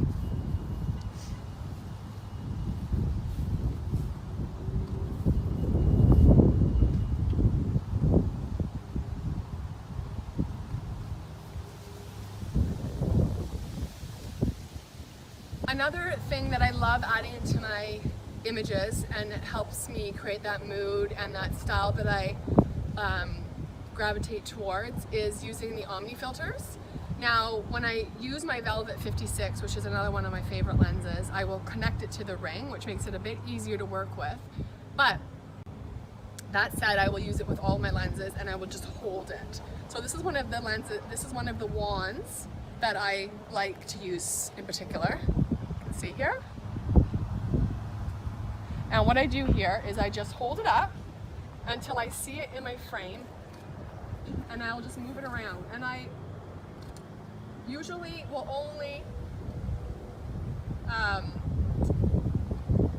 it to the edges of my frame, just to add in a little something, a little extra dreamy, but I don't want it overpowering my image. So I'm holding it just around and moving it around, and as you move it, you're gonna get different effects. So play with it as you shoot, and then just make sure that you're remembering you have to keep your focus. So it's a little bit tricky having to use this and worrying about your focusing, but to me it's worth it because I love the results. So I'm just gonna add some, I'm gonna take some here with her. Okay, if you just wanna move around and play around here.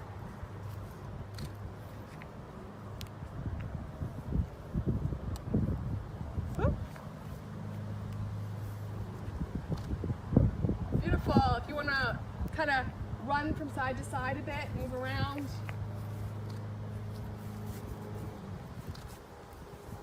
Beautiful. And now if you want to come over to me, I want you to run like you're running away from me, but you have to come over here and then run kind of towards those flowers there. Okay, so kind of run this way and then turn and run that way so I can capture. And wait for me to tell you when, because I have to focus it. All right, and go. Beautiful. Let's try it again.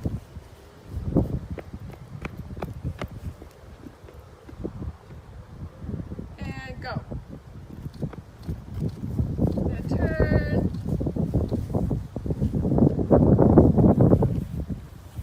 Okay, so now I'm going to take some detail shots. So I'm going to get up close with my lens.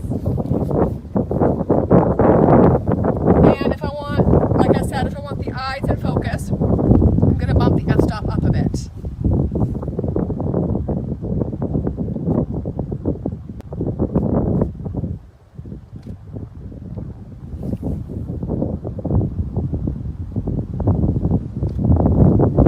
And then just keep an eye on your shutter speed. Don't let it go too low, otherwise you're going to get too much blur if you can't hold it steady.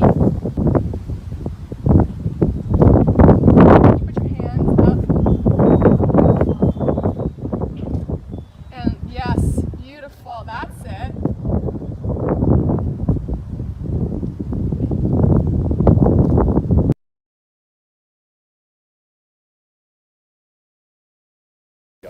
Hi friends, I'm Holly Jenkins, a photographer based out of Hamilton, Ontario, Canada.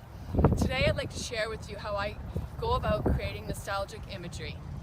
There are certain things tools that I use and certain ways that I go about shooting. I use my Lens Baby lenses, and I have a bunch of them that create different blurs.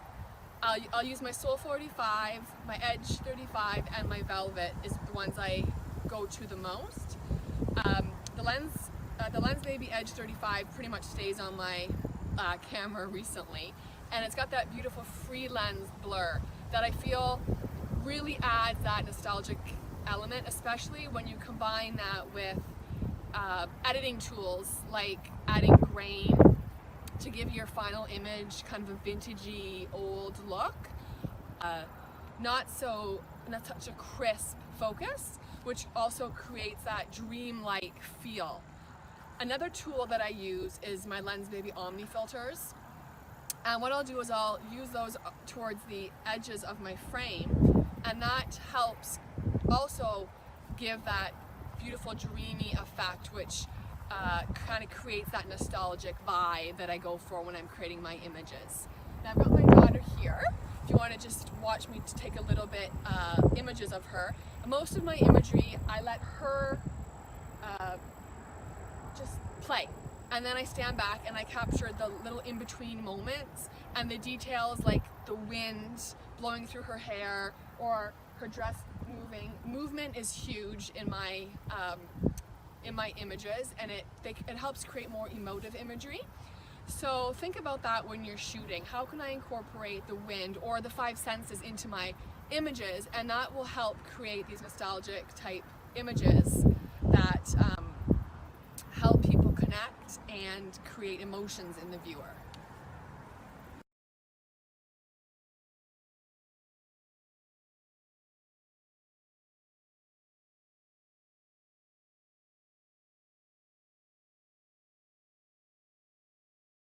Think about different perspectives as you shoot. I'll go down and get the details of her boots, or I'll stand up on my tippy toes to kind of get a downward view of her hair blowing with the blur on her face. So you're not really seeing the face, but you're getting more of the details coming down. So, similar to something like this.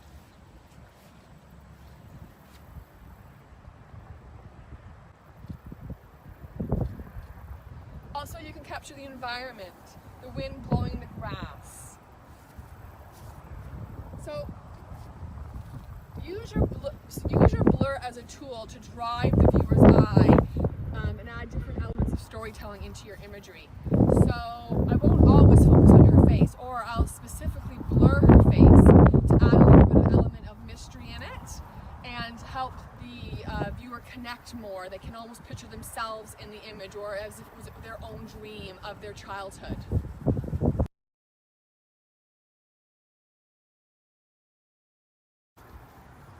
Color is also important. So when I'm thinking about my images ahead of time, I think about color theory and think about what the background's going to be and how I want to have all that come together. So I'll use maybe like a beautiful red dress if there's going to be some red leaves in the background, or I've got this nice green here with the yellow, and I go more simple and subtle. I don't want like a super bright outfit. I want it to be more timeless, so that these memories also feel timeless, so they could be a memory, you know, from 50 years ago, or something that happened maybe 10 years ago.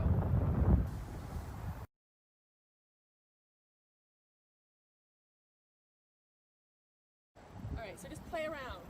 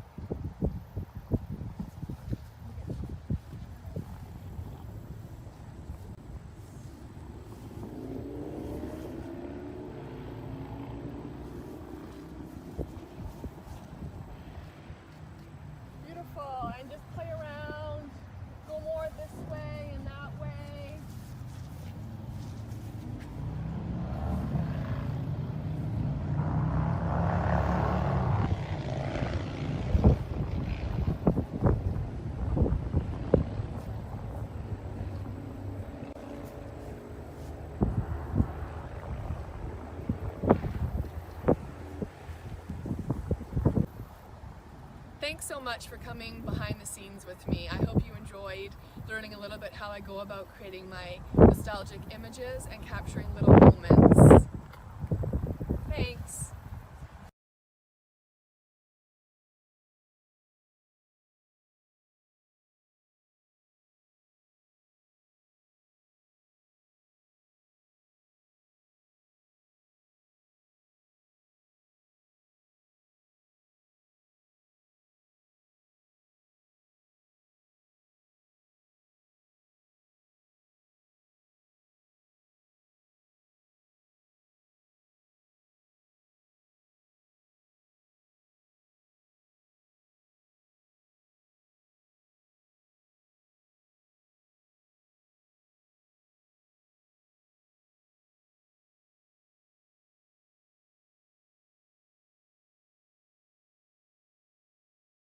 Dreamy artistic images. Emotive and soulful imagery. That extra dimension and quirkiness. Really unique images. Se olvidaron completamente. Extraordinary results. Creamy bokeh and a dreamy feel. Creative and quirky landscapes. Unique blur effect. Fun flares. Poetic, oniric look.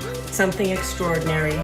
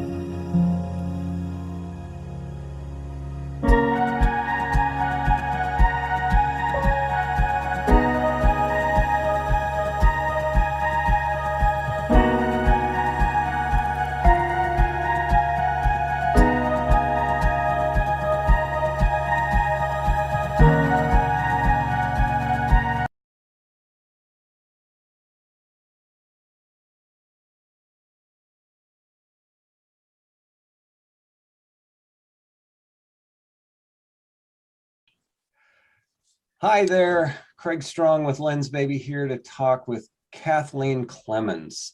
Kathleen is a flower photographer and teacher extraordinaire living in Harpswell, Maine. Kathleen has embraced life like few people I've known, and she's here to explore the ideas of fear and growth and life, and who knows what's coming with me and with us.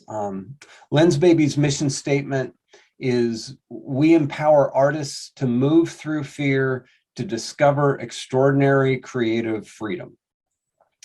Hi, Kathleen. Hello. So I want to know with you, I put this query out to you to see if you'd want to talk about this mission statement and how it's played out in your life. Right. That fear has brought good things, which is an interesting concept. And you jumped at that opportunity. So tell me, why does this statement about moving through fear resonate with you? Oh gosh, I think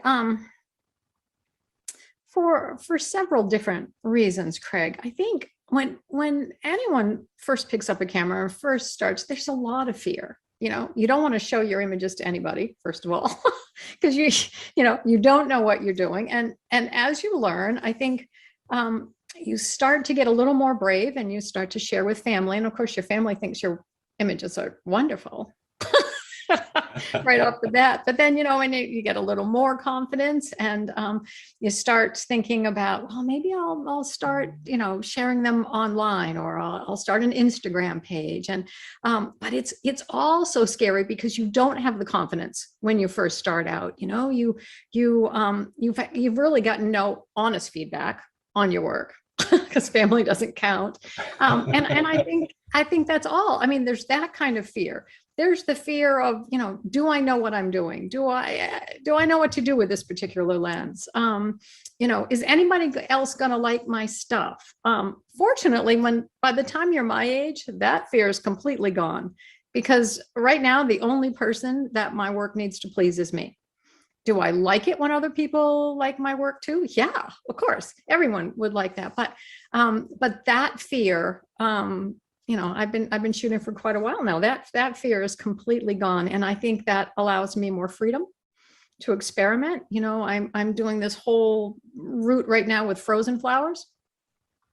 I didn't know what I was doing. I didn't share my images in the beginning. I had that same fear. I didn't know if they were any good, and I really had no clue what I was doing with the process. And so I gave myself the gift of time, which is what I tell my students to do. Give yourself the gift of time to learn, time to make mistakes, time to succeed. And I think that will help that fear go away and give you more confidence. And that's sort of how I see it. So Kathleen, you said at your age, it doesn't really matter. Like, talk to me about at other ages. Like, what was that like for you to put yourself out there as a photographer and as an artist? At different stages in your growth. The first place I really did was the old Lens Baby forum. Huh. That's the first place I ever posted my work. Wow. Was there. I mean, back in the day, there was no Facebook, there was no Instagram. You guys had a forum. And I posted my work there and started to get some feedback, and made some great friends who are still friends to this day. And that was the beginning for me. And then of course I started teaching online. And obviously people thought I knew what I was doing because they hired me. So that helps a bit. But I think, people always say with age comes wisdom. And I thought, but it's true. It's true. You figure a lot of things out, and you do have the confidence to be yourself and believe in yourself and in your work and the things you do, and say no for what doesn't work for you and yes for what does. So I think that's all part of it. So you talk about the old forum. I remember there was quite the disparaging term for flower photography. Do you remember that? Not from me. No, but it was probably not for your photos either. But I remember, I'm wondering if people putting flower photography in a category such as bots, as in botanicals, what was that like for you? It didn't bother me because I enjoyed what I was doing. Yeah. So no, it really didn't. And that didn't go away. I mean, a lot of people think flowers are cliche, and I've had people say, "Oh, you shoot flowers," and they didn't mean it in a really nice way. Yeah. And my response to that now is, yeah, and I do it well. Yeah, you do. Thank you. Thank you. It's not the only thing I shoot. I shot, we had a bad windstorm here yesterday, and I shot boats. I do shoot other things, but nobody wants to see those. They just want to see my flowers. And that's okay. I accepted that a long time ago. And I had no intention of being a flower photographer as a career. I always knew I wanted to teach, and always have taught, from elementary school to online classes and workshops. But no, I mean, it is what it is. And I love flowers. I love photographing them. And if other people do, wonderful. If they don't, that's okay too.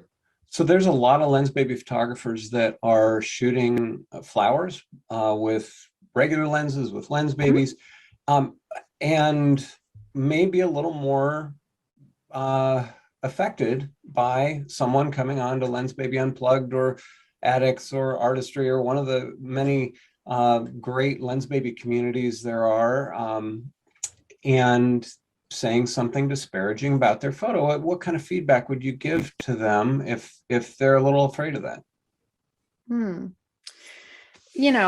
I don't think I can affect how someone else makes you feel. I don't think there's anything I can say in that other than to tell them to believe in their own work and let it go. But I mean, it's hard. You can have 15 people tell you that something's wonderful and one person tells you it sucks, and that's the one you remember. That's the one that you take to heart. So I don't think that there's anything that I could say other than to just believe in yourself and concentrate on the people who do give you the positive feedback. But yeah, there's negative. I mean, getting that kind of feedback sometimes it's a learning experience because sometimes they're right. As well. I've learned as much from what didn't work as from what did. So, you've got to take everything with a grain of salt and not get too hard on yourself. I get notes now and then from students like, I'm just not getting it. I'm ready to give up. I'm going to sell my camera. And I kind of have to pull them back down and give them some suggestions, send me a couple of pictures and pull them back down. So I get it. It's hard to have negative feedback. Yeah. And and obviously you're a teacher, like you're teaching people to grow and get better. And it sounds like that those negative experiences that we might have, I'm not a flower photographer, but every once in a while I'll go out and I'll try and channel Kathleen and, maybe do an okay job of it, but putting it out there for a community of photographers that aren't necessarily invited to give feedback is a different thing than sitting down with a teacher and getting some constructive feedback. So you want people to grow as well. If they feel that their images aren't getting the kind of response they want, and that's important to them, then growing as a photographer, it sounds like that's a big part of your model. It is. As a teacher, my goal is to take you where you are and move you forward. It doesn't matter if you're way back here or if you're right up here. There's a lot of range, a lot of skill levels, and my job as a teacher is to move you along that path. Who was your teachers? I have never had a photography teacher. I took some online classes, but I've never had a flower photography teacher. Wow. It's just the way I see. Yeah. So you just went off as a pioneer to see what you see, and that's pretty great. Yeah, I sort of fell into it. It wasn't a plan. When I started shooting, I wasn't shooting only flowers. I was shooting landscapes. I started off shooting landscapes on my front lawn. But, the more things you try, you find your thing. And that's something that I tell my students, find your thing. Your thing might not be flowers. One of my dear friends was a student, is a dear friend, took my flowers class, and now she's an incredible street photographer. I mean, amazing street photographer. But she tells me she still hears my voice in her head because what I teach is not just flowers. So, I mean, that's pretty wonderful. But, everyone needs to find their thing. Yeah. And how would you describe that model? She says what you teach is not just flowers. What do you teach? She says, I teach you how to see. And that's big. That's big. And I've heard it from other students since then, that they hear my voice in their head, and that it is not only about flowers, that it's for other things as well, because I teach you to slow down. I teach you to pay attention, and I teach you to see. And I love that came from you pushing through to find what you see, because we all have to do that to some extent, to do that on our own, and not be influenced by what other people are thinking. And that's probably has a lot to do with how you feel about your photography. It's like shrugging, going, no, you might resonate with this or not, but this is something I love. Yeah. And with flower photography, I mean, there are a lot of different looks, and I love to see how little I can get away with having in focus with my lens babies, but still tell the story I want to tell. That's important. But for a lot of people, that's too much blur, and that's okay. Some people are going to be a lot more comfortable with a lot more detail. So, along with the genre, you have to get to try all the different sort of levels of blur and depth of field, and see, what works for you. Again, find your thing, and don't be afraid to try shooting wide open. What's that going to happen? I will say some days it's just a wide open kind of day, and I'll go out and shoot everything wide open. Or I'm just going to shoot at 2.8 for the morning and see what happens. And it's always bliss. It takes away a lot of the pressure. Put one lens on, f2.8 kind of a morning. And that's a wonderful thing. So don't be afraid to try that, give yourself an assignment, or just, don't worry about other people thinking there's not enough in focus. See if you like it with only a small amount in focus. Yeah, I love that. I love that, the small fears can actually, become biases in my experience. And it sounds like that's what you're saying, is that just right off the bat, let's try it all.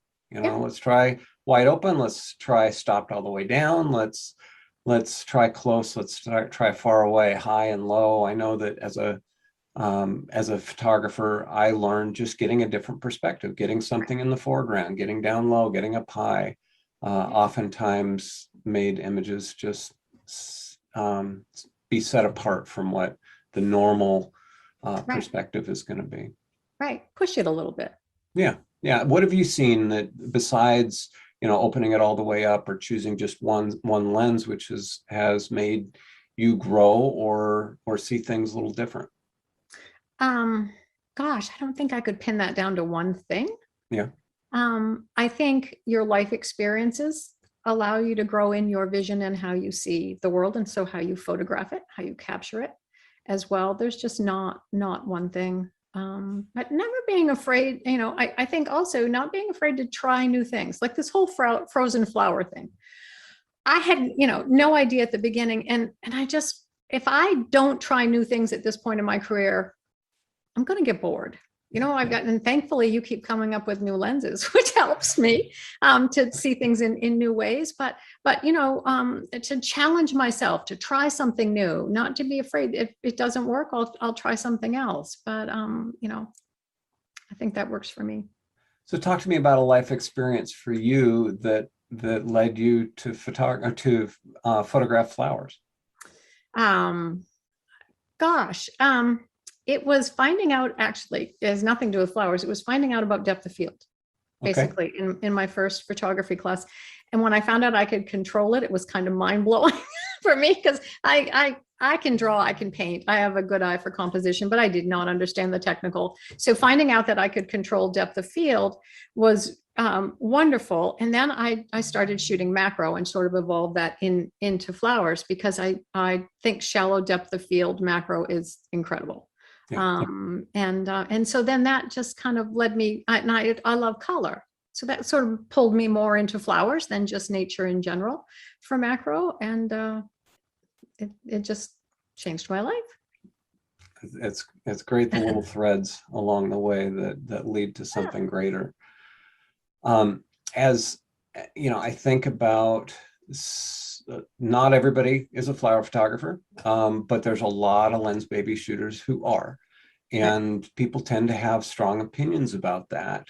I think about flowers, and I take them for granted, likely because I'm not up in their face all the time, seeing what's going on like you are.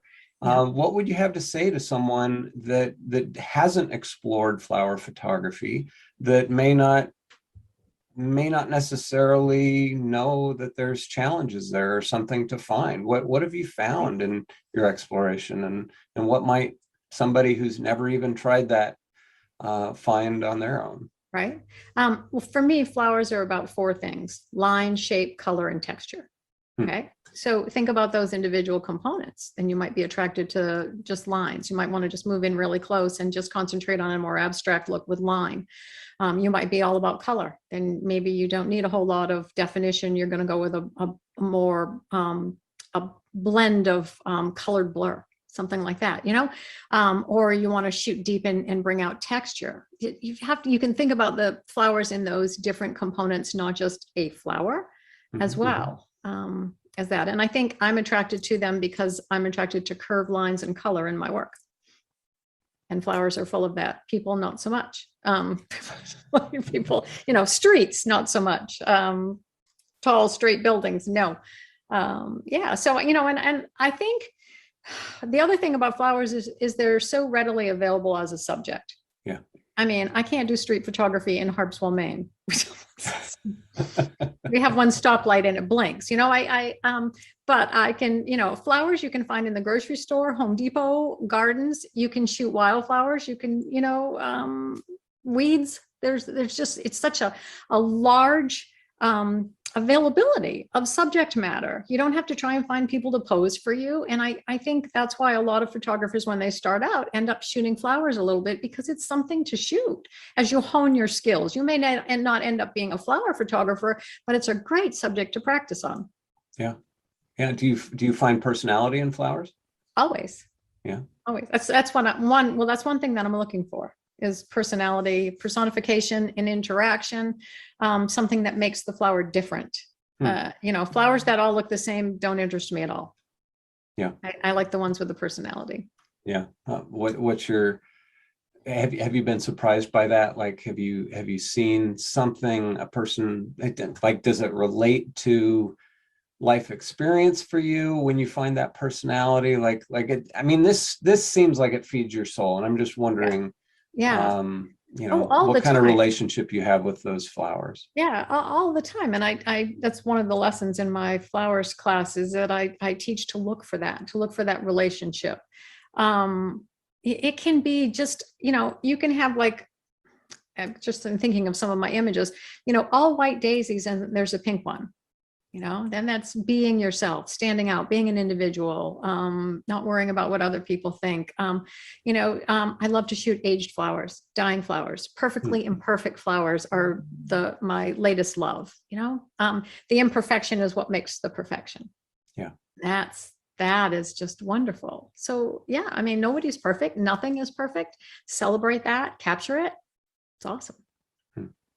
Well, you're a flower photojournalist to some extent, and a portraitist. Yeah. It's the whole story of the flowers that I see in your images. And I am just blown away with what you're able to do. And I think similarly to me as a photojournalist, embracing weddings because it had a story arc, a beginning, a middle, and an end. Right. The ability to come in and look at leading lines, to look at color, to look at the shapes and the composition and to be in control of a lot of that. You're working with the subject matter that brings you a certain shape, a certain color, certain lines. But I think you're right. You've whether you've stumbled onto it or it was inspiration, you've chosen a subject matter that allows for a ton of practice. And you talk about one of your students moving on and applying what she learned to street photography. Have you seen that with, is there other stories you can share of people that have learned what they needed to learn with flowers and are off doing, great work in other areas? Yeah, there are some of my students are portrait photographers now. And Okay. what I teach is flowers as portraits. Look for the personality. And I talk about all the characteristics that are the same between flower portraits and portraits of people. And they've taken that on. A lot of the lighting is the same. You still want to put an emphasis on strengths and hide things that aren't as strong. I mean, same thing with a flower. You want to shoot for the most attractive point of view. You want to celebrate the subject, and it's the same way that you're photographing people or photographing flowers. So yeah, I do have several that are actually wonderful portrait photographers now. Well, I could imagine that working with a flower, there isn't a sense of, is this person going to think I'm stupid for asking them to do something that might not work or whatnot. I mean, that may be a way to overcome some fears before moving on to something that's a little more personal, because that flower's not going to yell at you or scowl at you or get upset with you, and there's a lot of forgiveness there. Right. I mean, and you need subjects to shoot. You're not going to get any better if your camera stays in the closet. So though you may not want to be a flower photographer, experiment, try it. Use that to hone your skills, hone your focus placement, hone your aperture, hone your lighting, your backgrounds. You can learn all of that with one flower. You don't need a bouquet, just one flower, set it up, start paying attention to light, pay attention to what has to be in focus, what point of view is going to be best. All of that you can get from flower photography. Yeah. Well, Kathleen, you, as I think about all the things you've done as both a photographer and entrepreneur, as a parent, like you've bitten off some pretty big things in your life, and it seems like you're pretty courageous. And has there been anticipation or a sense of anxiety or fear behind those things before you get going?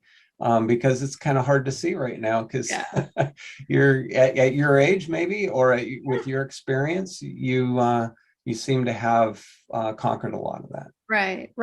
My husband would find that funny to hear, because he likes to live life on the edge. He likes to race cars and see how fast he can go. I've always told him I like to be so far away from the edge I can't even see it. And after 42 years, that maybe that's what works. But he will sort of push me a little toward the edge, and I pull him back away from it. Is there anxiety? Oh yeah. Oh, of course. Anytime I've done anything big, I'm scared. And I told you before we started that I started my own school today, and I had something written all out from my mailing list, and my finger just hovered over the button. There's that fear. There's if I push this button, it's going to be real. Yeah. And I pushed the button this morning. So there's still some fear, not in my work, but more in the business aspect at this point. I told you that one of the times we talked recently that the older I get, the better I see. So that part isn't fear anymore. I truly believe that, and I'm hoping it doesn't change. I'm hoping it continues. But as far as some of the other things, decisions, there's always going to be, something new. anything new can cause fear. Yeah. Yeah. Well, and that pushing that finger hovering over the mouse, ready to push that button to send, and the anxiety there, that followed a lot of preparation. Like you had to set up your school, you had to, figure out what you're teaching, you had to prepare all the course material, or at least the outlines, so that people know what they're getting into. And then that last little push for you was, oh wow, it's real, is what I'm heering. And exactly. You're just like the rest of us. Oh yeah, my stomach's been a mess for a week. Oh yeah, I am. So I'm, but that channeled me into working really hard and trying to, be sure that I had everything covered and have it just the way I wanted it. So it's still a work in progress, but yeah, the button was pushed. Well, and I imagine if it was neither here nor there, that it probably wouldn't have been that important to you. Right. That the things that make us fearful are the things that we really care about, and we should pay attention to. And you've talked about seeing better, and the older you get, and I imagine that that's educated by a lot of the things that have along the way, or has it? Have there been things along the way that puzzled you, that went, I seem to care about this, but I don't know why, and you've moved in that direction, whether it's with parenthood or entrepreneurship or teaching.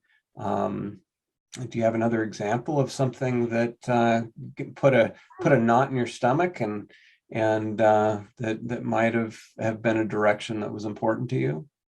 Well, bringing that first child home that first night, terror. Yeah. What have we done? Yeah. But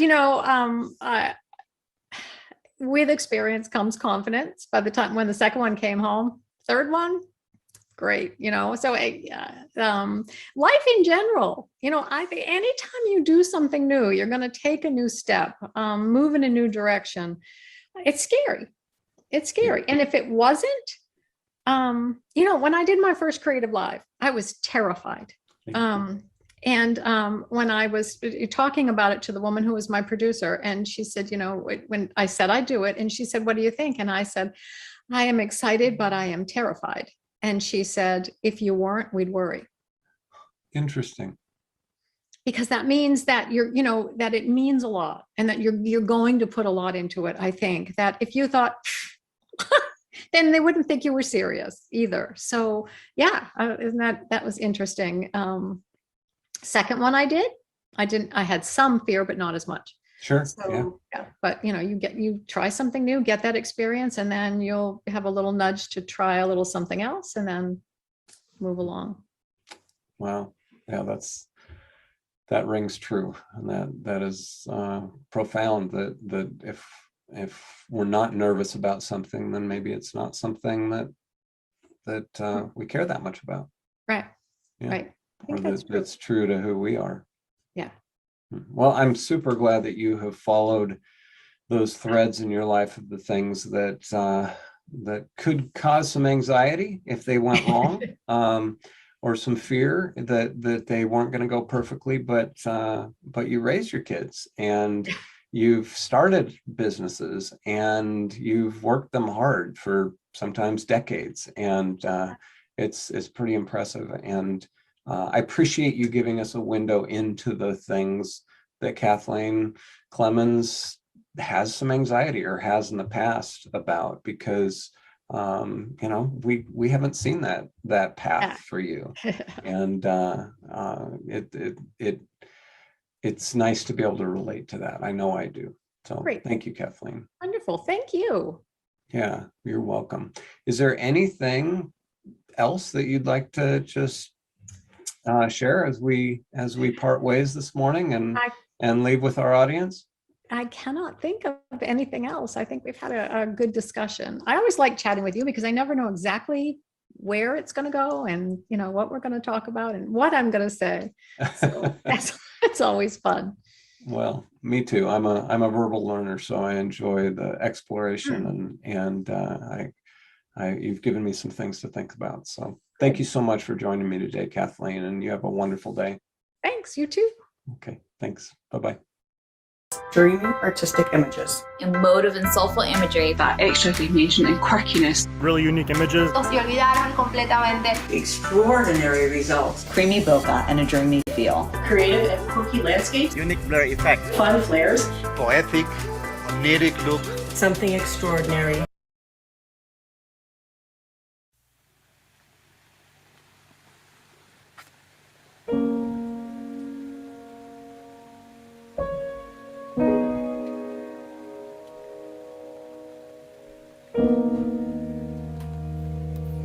Hey everyone, I hope that you are enjoying Shoot Extraordinary Conference 21 so far. I have to say that conversation with Craig and Kathleen was absolutely phenomenal. And I love when they come together to talk, because even as someone who's been around here so long, I'm always learning things. So wow, just a brilliant conversation, and one that I honestly will watch again because it's just so much information and so much knowledge.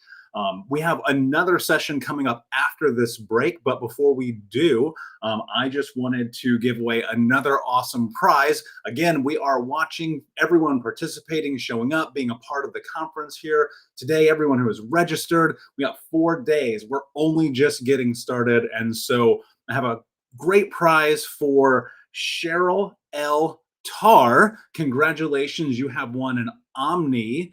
So what you're going to need to do is reach out, Cheryl L. Tar, to customerhappiness@lensbaby.com. And if you are not watching because you're not here live anymore, I'm sure that someone will let you know, or our team will find you, hunt you down, and let you know ourselves. So Cheryl, congratulations. Thank you for everyone participating. We're a few minutes away from our next segment, so hang in here with us and be extraordinary.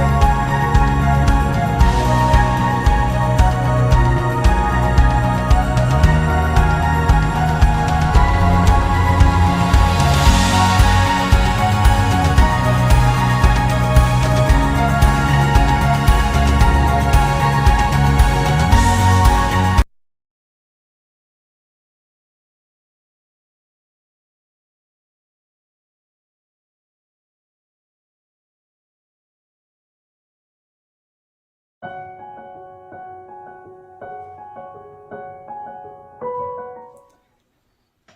I'm Regina Boston of R&B Photography. I am a macro, nature, and family photographer based in Maryland.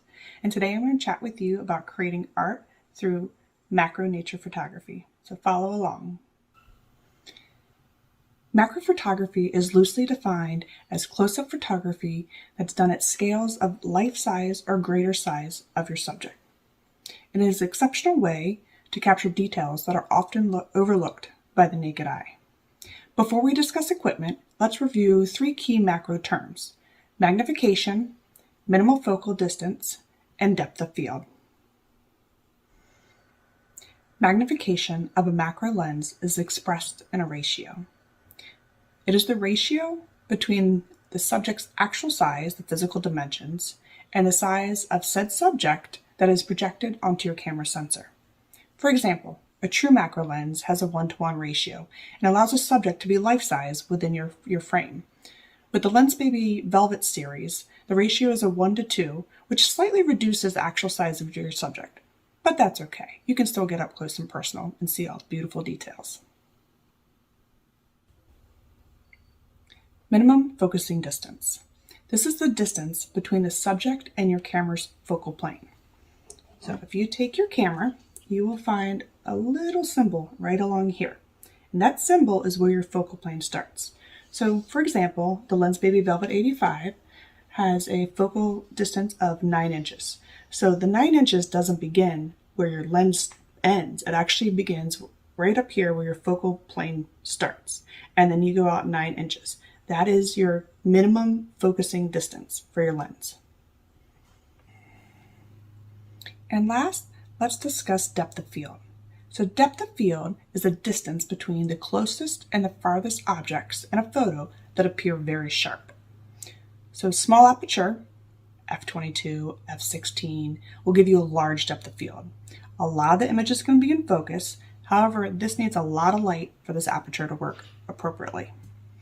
A large aperture, such as f1.8, 2.0, gives you a shallow depth of field, which means not a lot of your images are going to be in focus. However, this lets a lot more light in.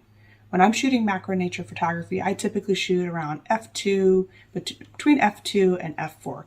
I like having that nice shallow depth of field within my images. I want to share with you 2 types of additional tools that I use when I'm creating my macro images. One is an extension tube. So extension tubes are completely empty and they connect between your camera and your lens. And all it does is move your lens just a little bit further away from your camera sensor, allowing you to get closer and focus better on subjects that are a little bit farther away. So I'll show you an example. I have a 20mm, a 12mm, and a 36mm extension tube. These are pretty inexpensive. You can purchase right on Amazon or eBay. And as you can see, it is completely hollow. There's nothing there.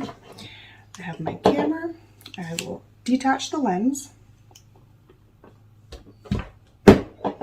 I will add the extension tube right there onto the lens. And then the extension tube goes right on my camera. So I've just given myself an extra 20 millimeters of distance for this lens to capture the details that I want. In addition to extension tubes are macro filters, and Lensbaby has these amazing little macro filters. This is case so cute. So macro filter is magnification for your lens. And so Lensbaby has a +1, a +2, and a +4. You can stack all of them onto your lens or one at a time. And I prefer to use one at a time. I'll show you how that works. Right now I have the Sol 45 and you just screw this right onto the front of the lens. And now it just gives a little bit of extra magnification of your subject. Highly recommend them. They're super fun to play with. My favorite Lensbaby lenses to shoot macro nature photography are the Velvet 85. This baby is a beast. and it gives pretty awesome lens flare, but it gets up close and personal and has beautiful depth of field. I love the Sol 45 with extension tubes and macro filters. The Sweet 50 and the Edge 35, which you're wondering, how am I doing the Edge 35? I prefer to use this without extension tubes or macro filters, and I'll show you how you can turn a non-macro lens into macro capabilities. So why don't you follow along while I take you outside and inside and showing you how I shoot creatively macro nature art. Thank you. So when I come outside to do macro, I like to get out in nature and see what the textures are, how the light's hitting trees, leaves, flowers, and such. And the great thing about the Velvet 85 is the amazing lens flare that it captures. So right now we are about 30 minutes before the sun sets, so golden hour, which is a great time to catch lens flares because the sun is low enough on the horizon that it comes right into the lens and you can get a beautiful lens flare. So come over and see what I'm shooting.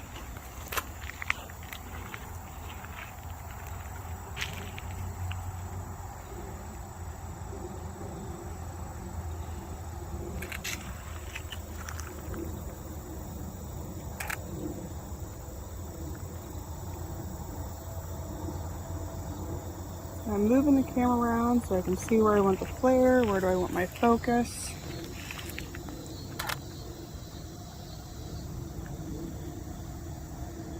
There we go. I got a little spider web coming right off of there. And right now I am shooting at f2. My ISO is 400. And 6400. So there we go. And if I move this way, there we go. Getting that flare. The sun is coming down pretty low, so I might move down this way. Nope. It's all about feeling. Feeling the light, what feels good, what's too much light.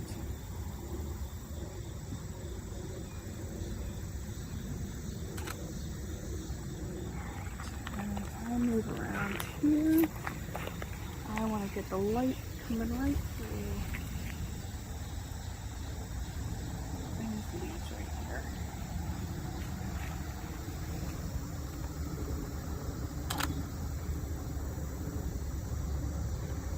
And just kind of feeling what feels good, how's the textures, how's the light coming through.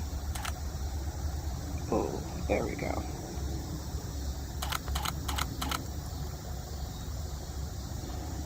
And there's another one. And at f2, I still have a glow on my subject, but yet it's still in focus, which you'll be able to see in post.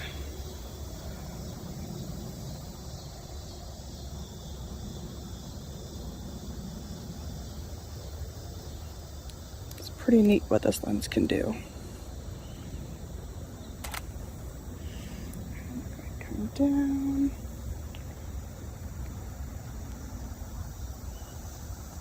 Let's see. Get that flare in there again.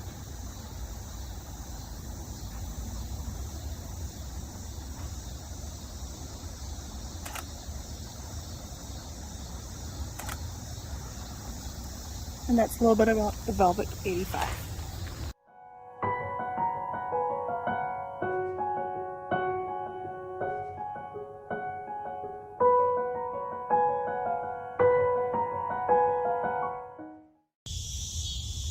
So now I'm going to go ahead and change from the Velvet 85 to the Sol 45. But the Sol 45, it doesn't get up close like the Velvet 85.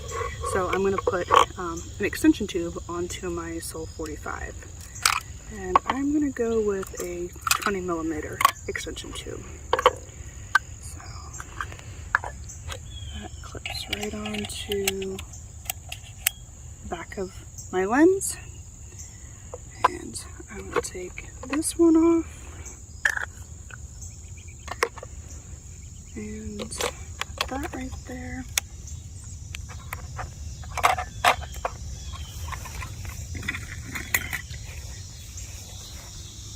And with that extension tube, it is going to get a little bit closer to my subject. Bring my ISO up a little bit.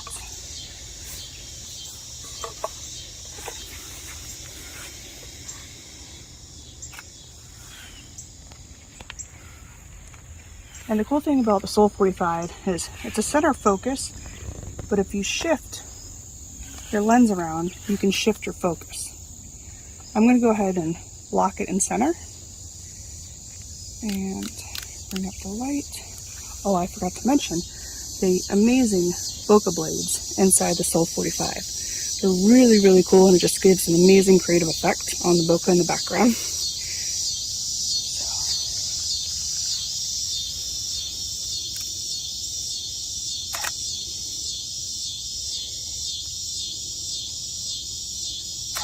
And I use live view every time I shoot.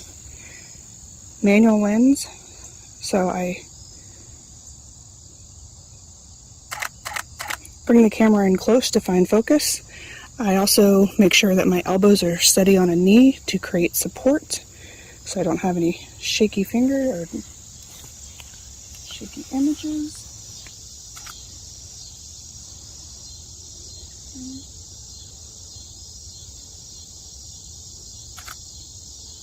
Beautiful.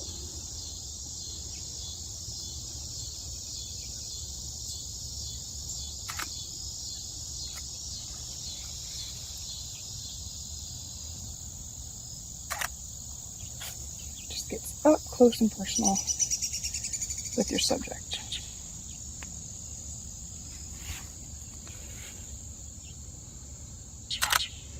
And the cool thing about the Sol 45, it is a fixed aperture of 3.5, so you really don't have to play with aperture or try to remember what aperture you were working with, because it never changes.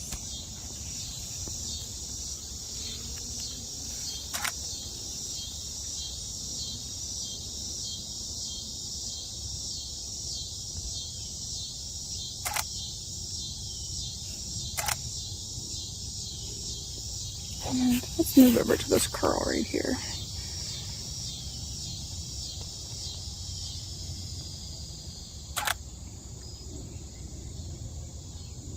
Look at all the texture that it's capturing, and the fun swirly bokeh right there in the back.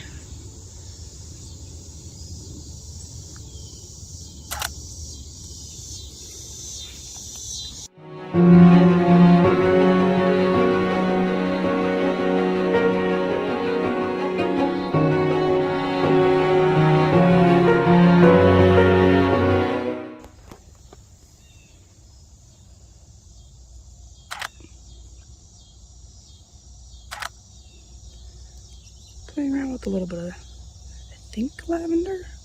Really not too sure what this one is, but it's really pretty in the light. And it's all about moving in and out and finding what feels right for you. There's also a little focus ring in here. And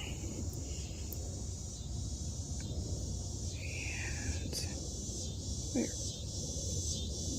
up close and personal.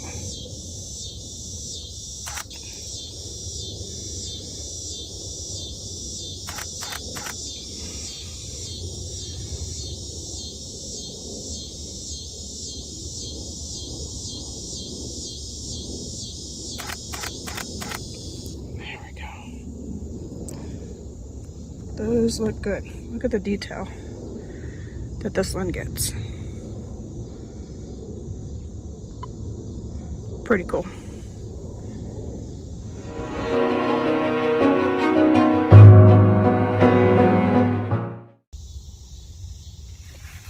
It's not everything living is beautiful. Dead is beautiful as well. Look at the textures and the blur that's created with the Sol 45.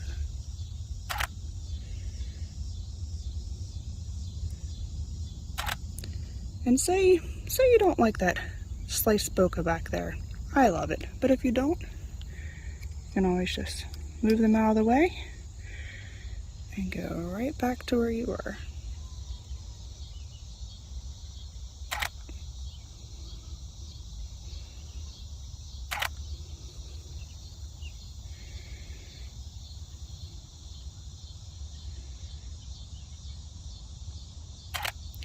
And this is with the 20mm extension tube.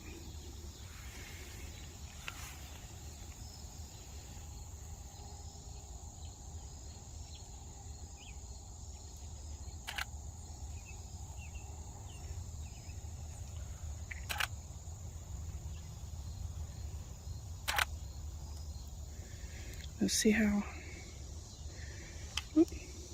blurs out there, but we have a nice center point of focus there, and we have the blur up top.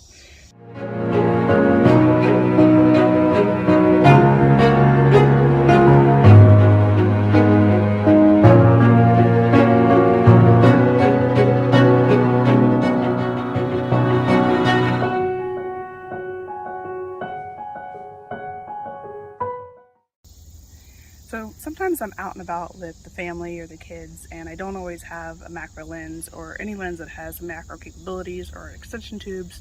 So when that happens, if I'm out with, say, my Edge 35 and taking pictures of the kids, but I see some really cool flowers that I want to capture up close and personal, I will do something that's called reverse freelensing. So that is when you detach the lens from the body of your camera and you switch it around and you hold the lens right up next to the body. And then you get up close and personal with your subject.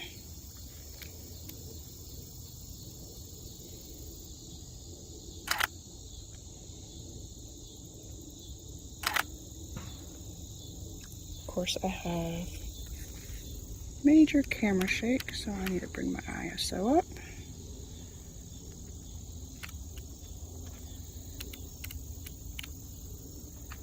There we go.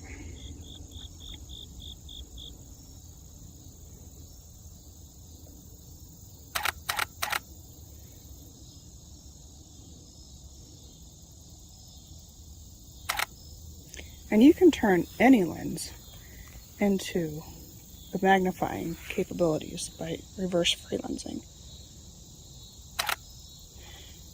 And with Edge 35, I'm shooting at aperture f4. And actually, we'll change that to f3.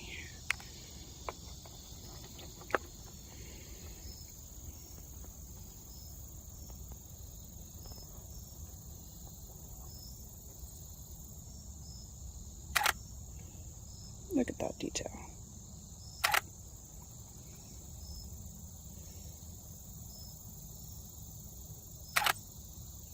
But you also need to have a steady hand to do reverse freelensing, especially when the sun's below the horizon and you're working with blue hour. But it's a very cool technique when you're out and about and you don't have your velvets handy or any extension tubes or any macro filters.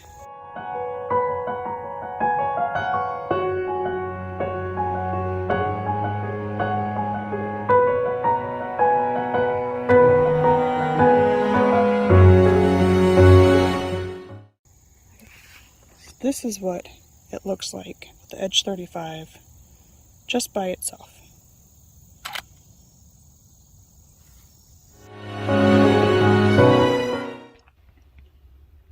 During the winter months and rain and chilly days, I like to bring nature inside and sit up next to a window where it's nice and cozy and get my macro shots indoors. When doing so, I like to sit pretty close to a window so I have the natural light that comes in. And I use this little tool called a helping hand. I believe I found this on Amazon, but it's really cool to just hold a simple little flower up. And let's start with this little guy. And move it around. Another tool I like to use is a little spray bottle. And this spray bottle is wonderful because it kind of just gives little spritzes. So it just puts like little beads of water on the petals instead of blasting it with water. So I'm going to set this up here, and I'm going to shoot with the Velvet 85. And my setting, my f-stop is 2.8. My ISO is 100. I'm sorry, 800 because we're inside. And the light is not too bright. Let's see.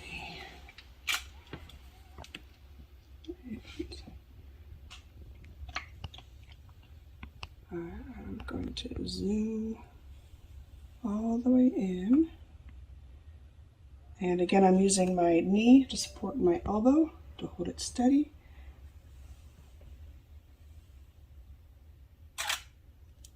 I like the light on that, though I might tilt just a little bit there so you can see part of the leaf. Actually, let's bring the ISO up a little bit more.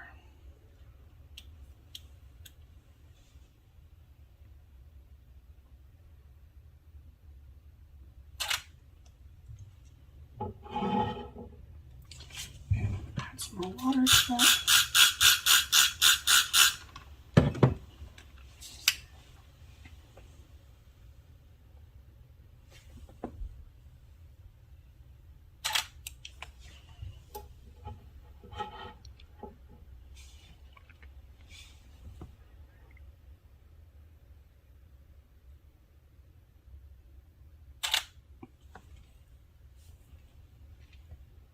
And there you can see the droplets still in focus, but it has a nice glow around it. Let's see, coming this way.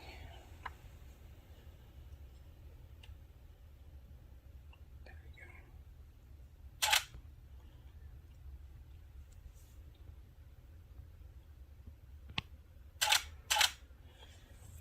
Getting a dark and moody shot there, and let's see, looking this way, if I move this off, I can see the light is hitting right along back petals here. So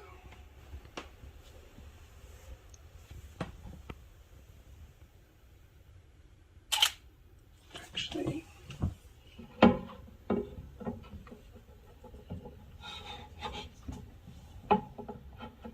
a helping hand up this way and give it some more sprays.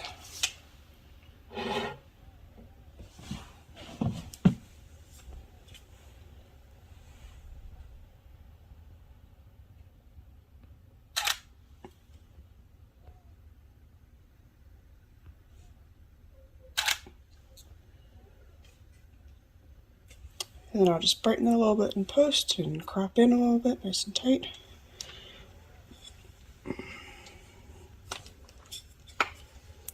Lens this all the way out.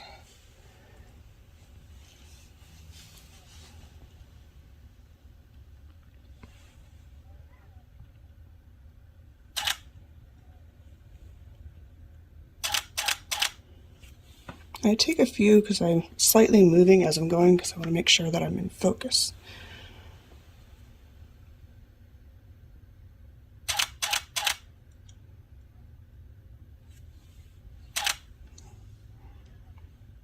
And that looks good.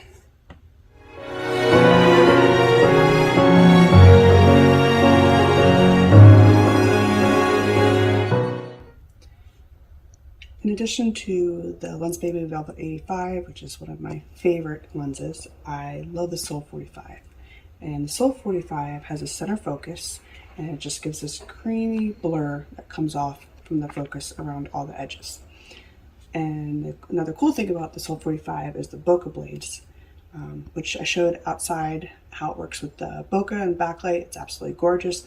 For inside, I prefer not to use my bokeh blades, so I'm going to go ahead and just slide those with my fingers there and open it up. And again, the Sol 45 is a fixed aperture of 3.5, which is a a great aperture for macro, so you can still get the details, but you get a beautiful blur going around it. And I added an extension tube that is a 20mm extension tube to the Sol 45. And I'm also going to add a macro filter, a Lens Baby macro filter, and I'm going to do +2. That off.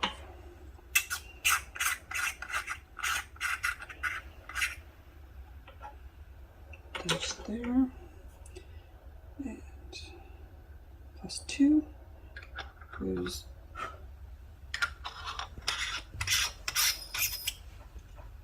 right onto the front eyelids. So my ISO is 1250, fixed aperture of 3.5, and I try to keep my shutter speed around 150. Right now I'm at 125, and I just slowly move in to find my focus.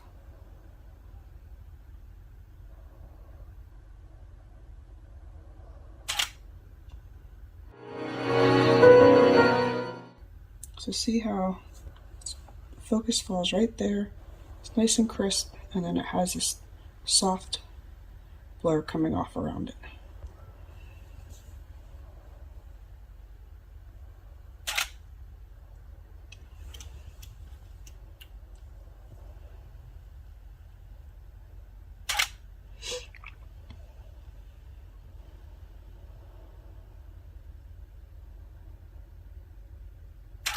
I love shooting dahlias. They just have so much texture to them, to the petals, and this one specifically has nice little purple tips to it, so it just adds a little touch of color.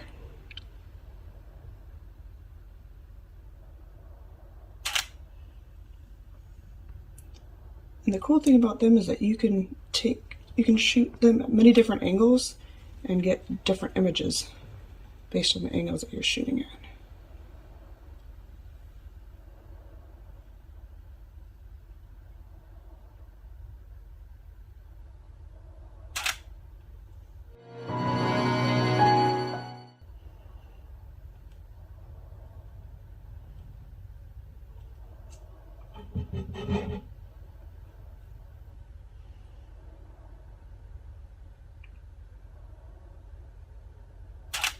So right now I'm focusing on this petal right here.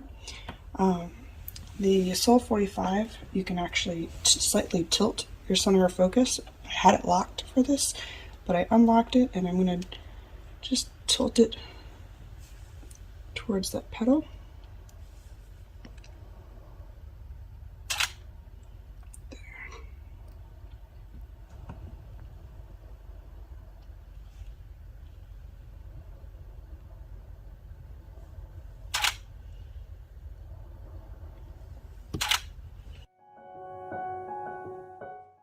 And right now I have it tilted up, and you can just shift it all around.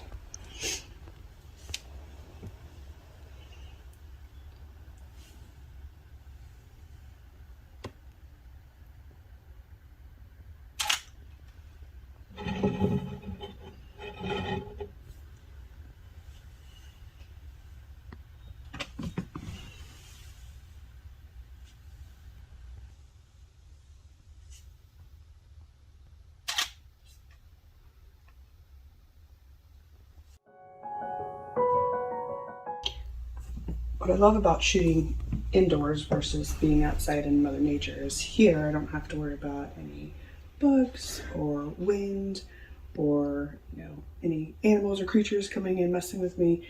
I can move around, I can shift to find the light, the angles to compose my image. And what speaks to me here in this light and on the camera might not always speak to me once I'm done and I upload the images and I check them out in post, because that's really where I make my final decision of which ones I'm going to keep and share.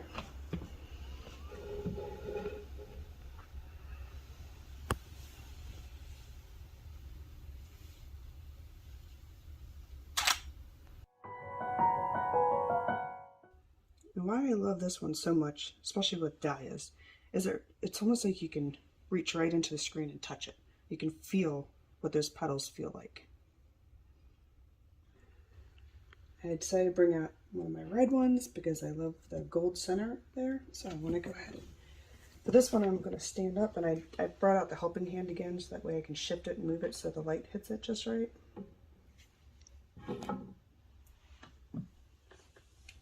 And I'm going to shift this guy here.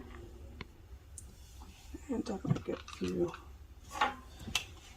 splits going. So I want to get what looks almost like crystals on the petals.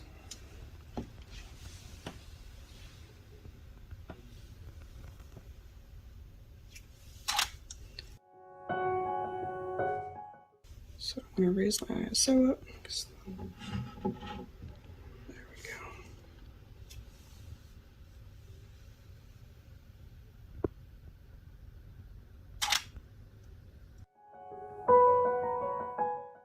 And you can see details of the water droplets.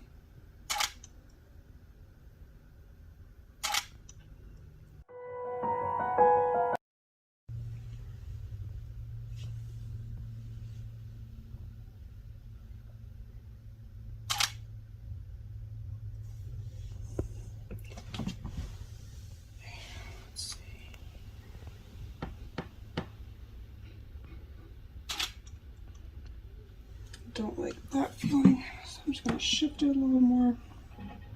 A few more splits. There we go. And a little bit more droplets on there.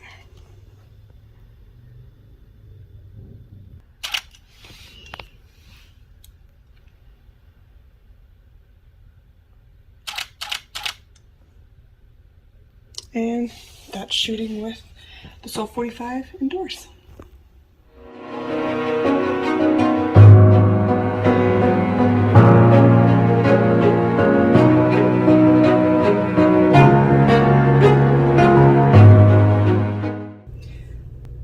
Another favorite lens of mine is the Sweet 50. So the Sweet 50 has an aperture of f2.5 all the way up to f22. I just love what this lens does with the blur and how just smooth and soft it can make a macro image. So I want to show you what it looks like without having any filters or any extensions on.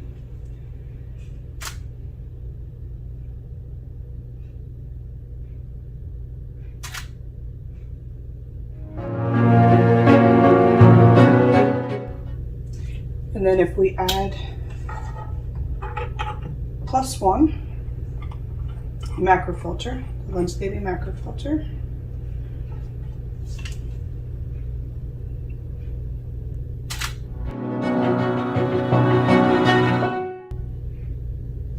how that looks.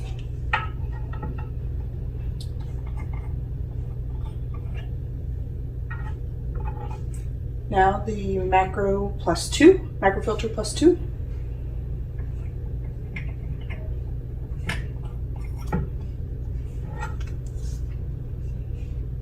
Definitely gets closer.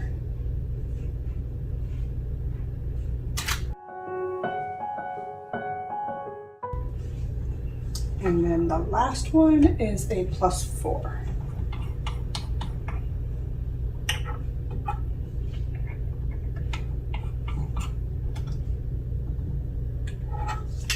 And right now I'm at 2.5 and my ISO is 800 and my shutter speed is 160. And definitely up close.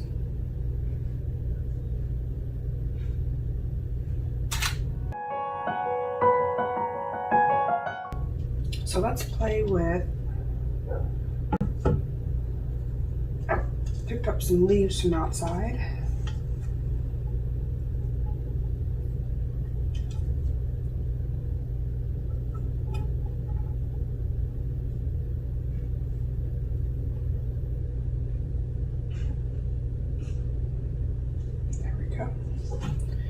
And I'm going to go back down to f2.5. My ISO back to 800.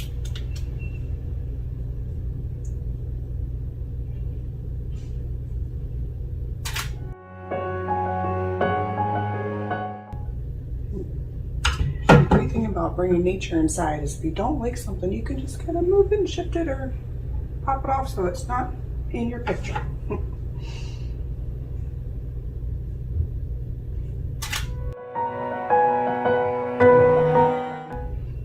And I am working with the macro filter +4 and f-stop 2.5.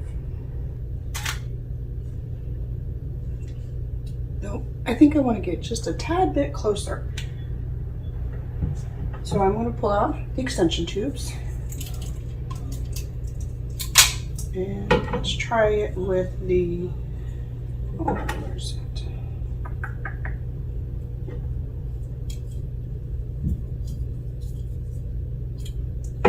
Let's do the 12mm.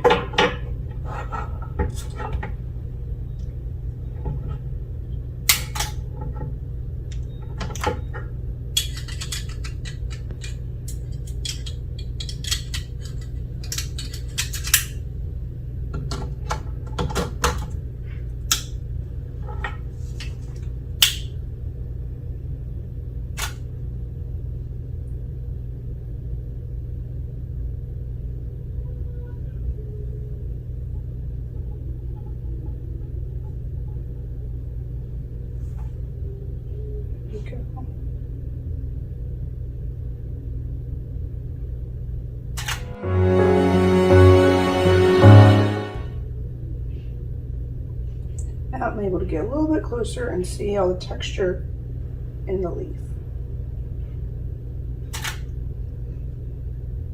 And I love the soft blur of the remaining leaves on this side.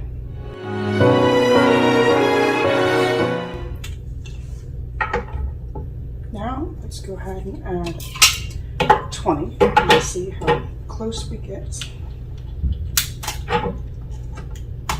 with 20mm extension tube.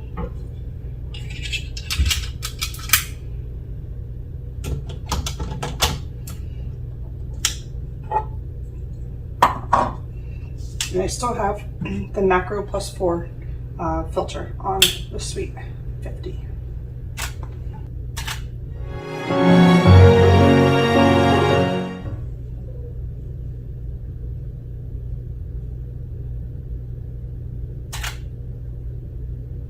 Definitely getting closer.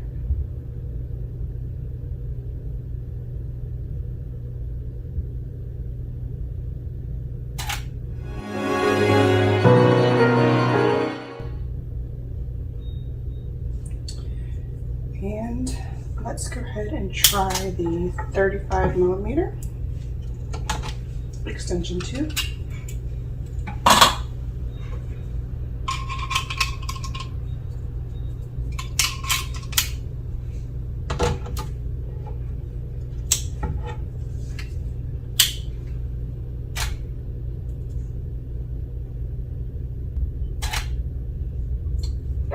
Get really up close there.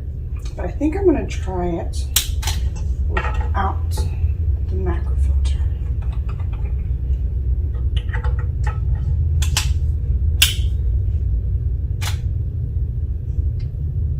Bump my ISO up a little bit. There we go.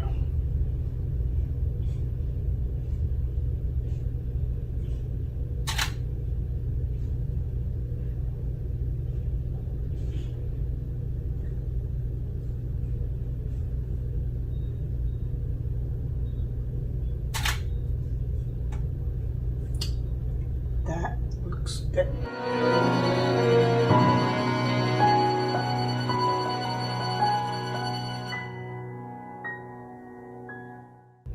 So we went through the 3 types of macro filters that you can add to the Sweet series and the Edge series. And then with the extension tubes, you can add to any lens, any lenses that you have, whether it's lens baby or not.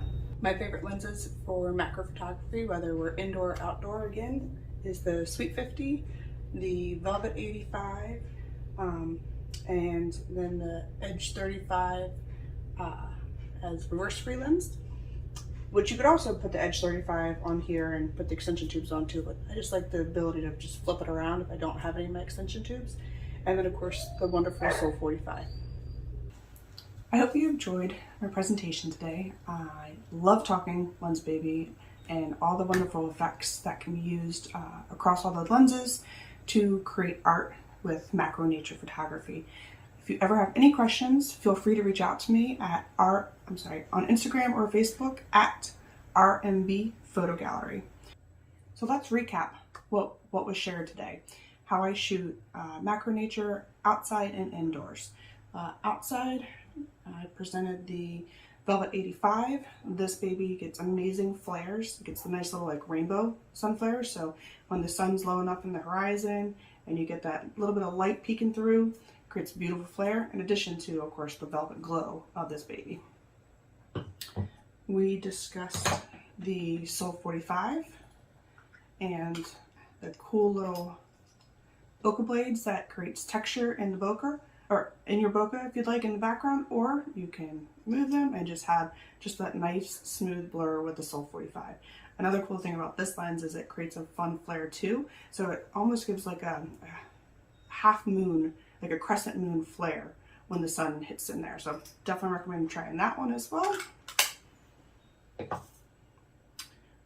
We talked about the Sweet 50 and the apertures on this one from f2.5 up to f22, so you can get that really soft blur across your image at f2.5, or you can go all the way to f22 and you get beautiful crystal clear detail all the way through throughout your subject. The Edge 35 is my favorite for reverse freelancing. So again, that's where you detach the lens and you flip it around and you create macro capabilities from a lens that is not a macro lens. And then, say you have one of these beautiful lenses at home, but you want to get a little bit closer. There's the amazing macro filters, the Lens Baby macro filters. We went through that. And then you can also get extension tubes to go in between your lens and your camera. And then two other things were the cool little helping hand. I think it's called helping hand. Got it off of Amazon, but this is what I use all the time for my indoor macro shots. And then of course a nice handy dandy water bottle for little spritzes, and you get beautiful little water drops, and you can use that for bokeh, or you just get the details of the single water drop on a leaf. Super cool. So a few things that I just wanted to also wrap up and mention, a few tips are: shoot every day. If you can, shoot every day. So if you get a new lens, whether it's Velvet 85 or Edge 35, and you play with it a few times a week and just not sure how it's working, or if you're really getting the lens, put that on your camera, leave it on for 30 days and shoot every day, and shoot in different light, indoor, outdoor, backlight, front light, side lights, different times of the day, different subjects, to really understand how to use that lens, and it's going to click. And when it clicks, it just creates magic. Another one is to not compare yourself to others. So I know in the world of social media, we see tons of amazing, inspiring art out there, but at times it can be hard because I have compared myself to others, and I've gotten out of that mindset. And my biggest word of advice is to only compare yourself to who you were yesterday. And if you're shooting every day, then you're just going to get better and better. And then next, my last bit of advice is to print your work. Highly, highly recommend printing your work. These are a few images that I've printed. So that was with the Velvet 85, Sol 45, Sol 45, and that one was the Velvet 85. So printing your work and actually seeing it on paper, seeing it large, seeing it framed, just puts a whole different perspective on your work and truly appreciation for the art that you're creating. A few more with the Velvet 85. This is the Sweet, I believe. This is the Velvet. And This one is the Soul 45. So highly, highly recommend printing your art. The cool thing about it is you can gift it to family members, or you just put it up throughout your house, but it's really nice seeing it on paper versus a computer screen or phone. So if you have any questions about shooting macro nature art, feel free to reach out to me at RMB Photo Gallery, and I'd love to chat with you. Thank you. Dreamy artistic images. Emotive and soulful imagery. That extra definition and quirkiness. Really unique images. Se olvidaron completamente. Extraordinary results. Creamy bokeh and a dreamy.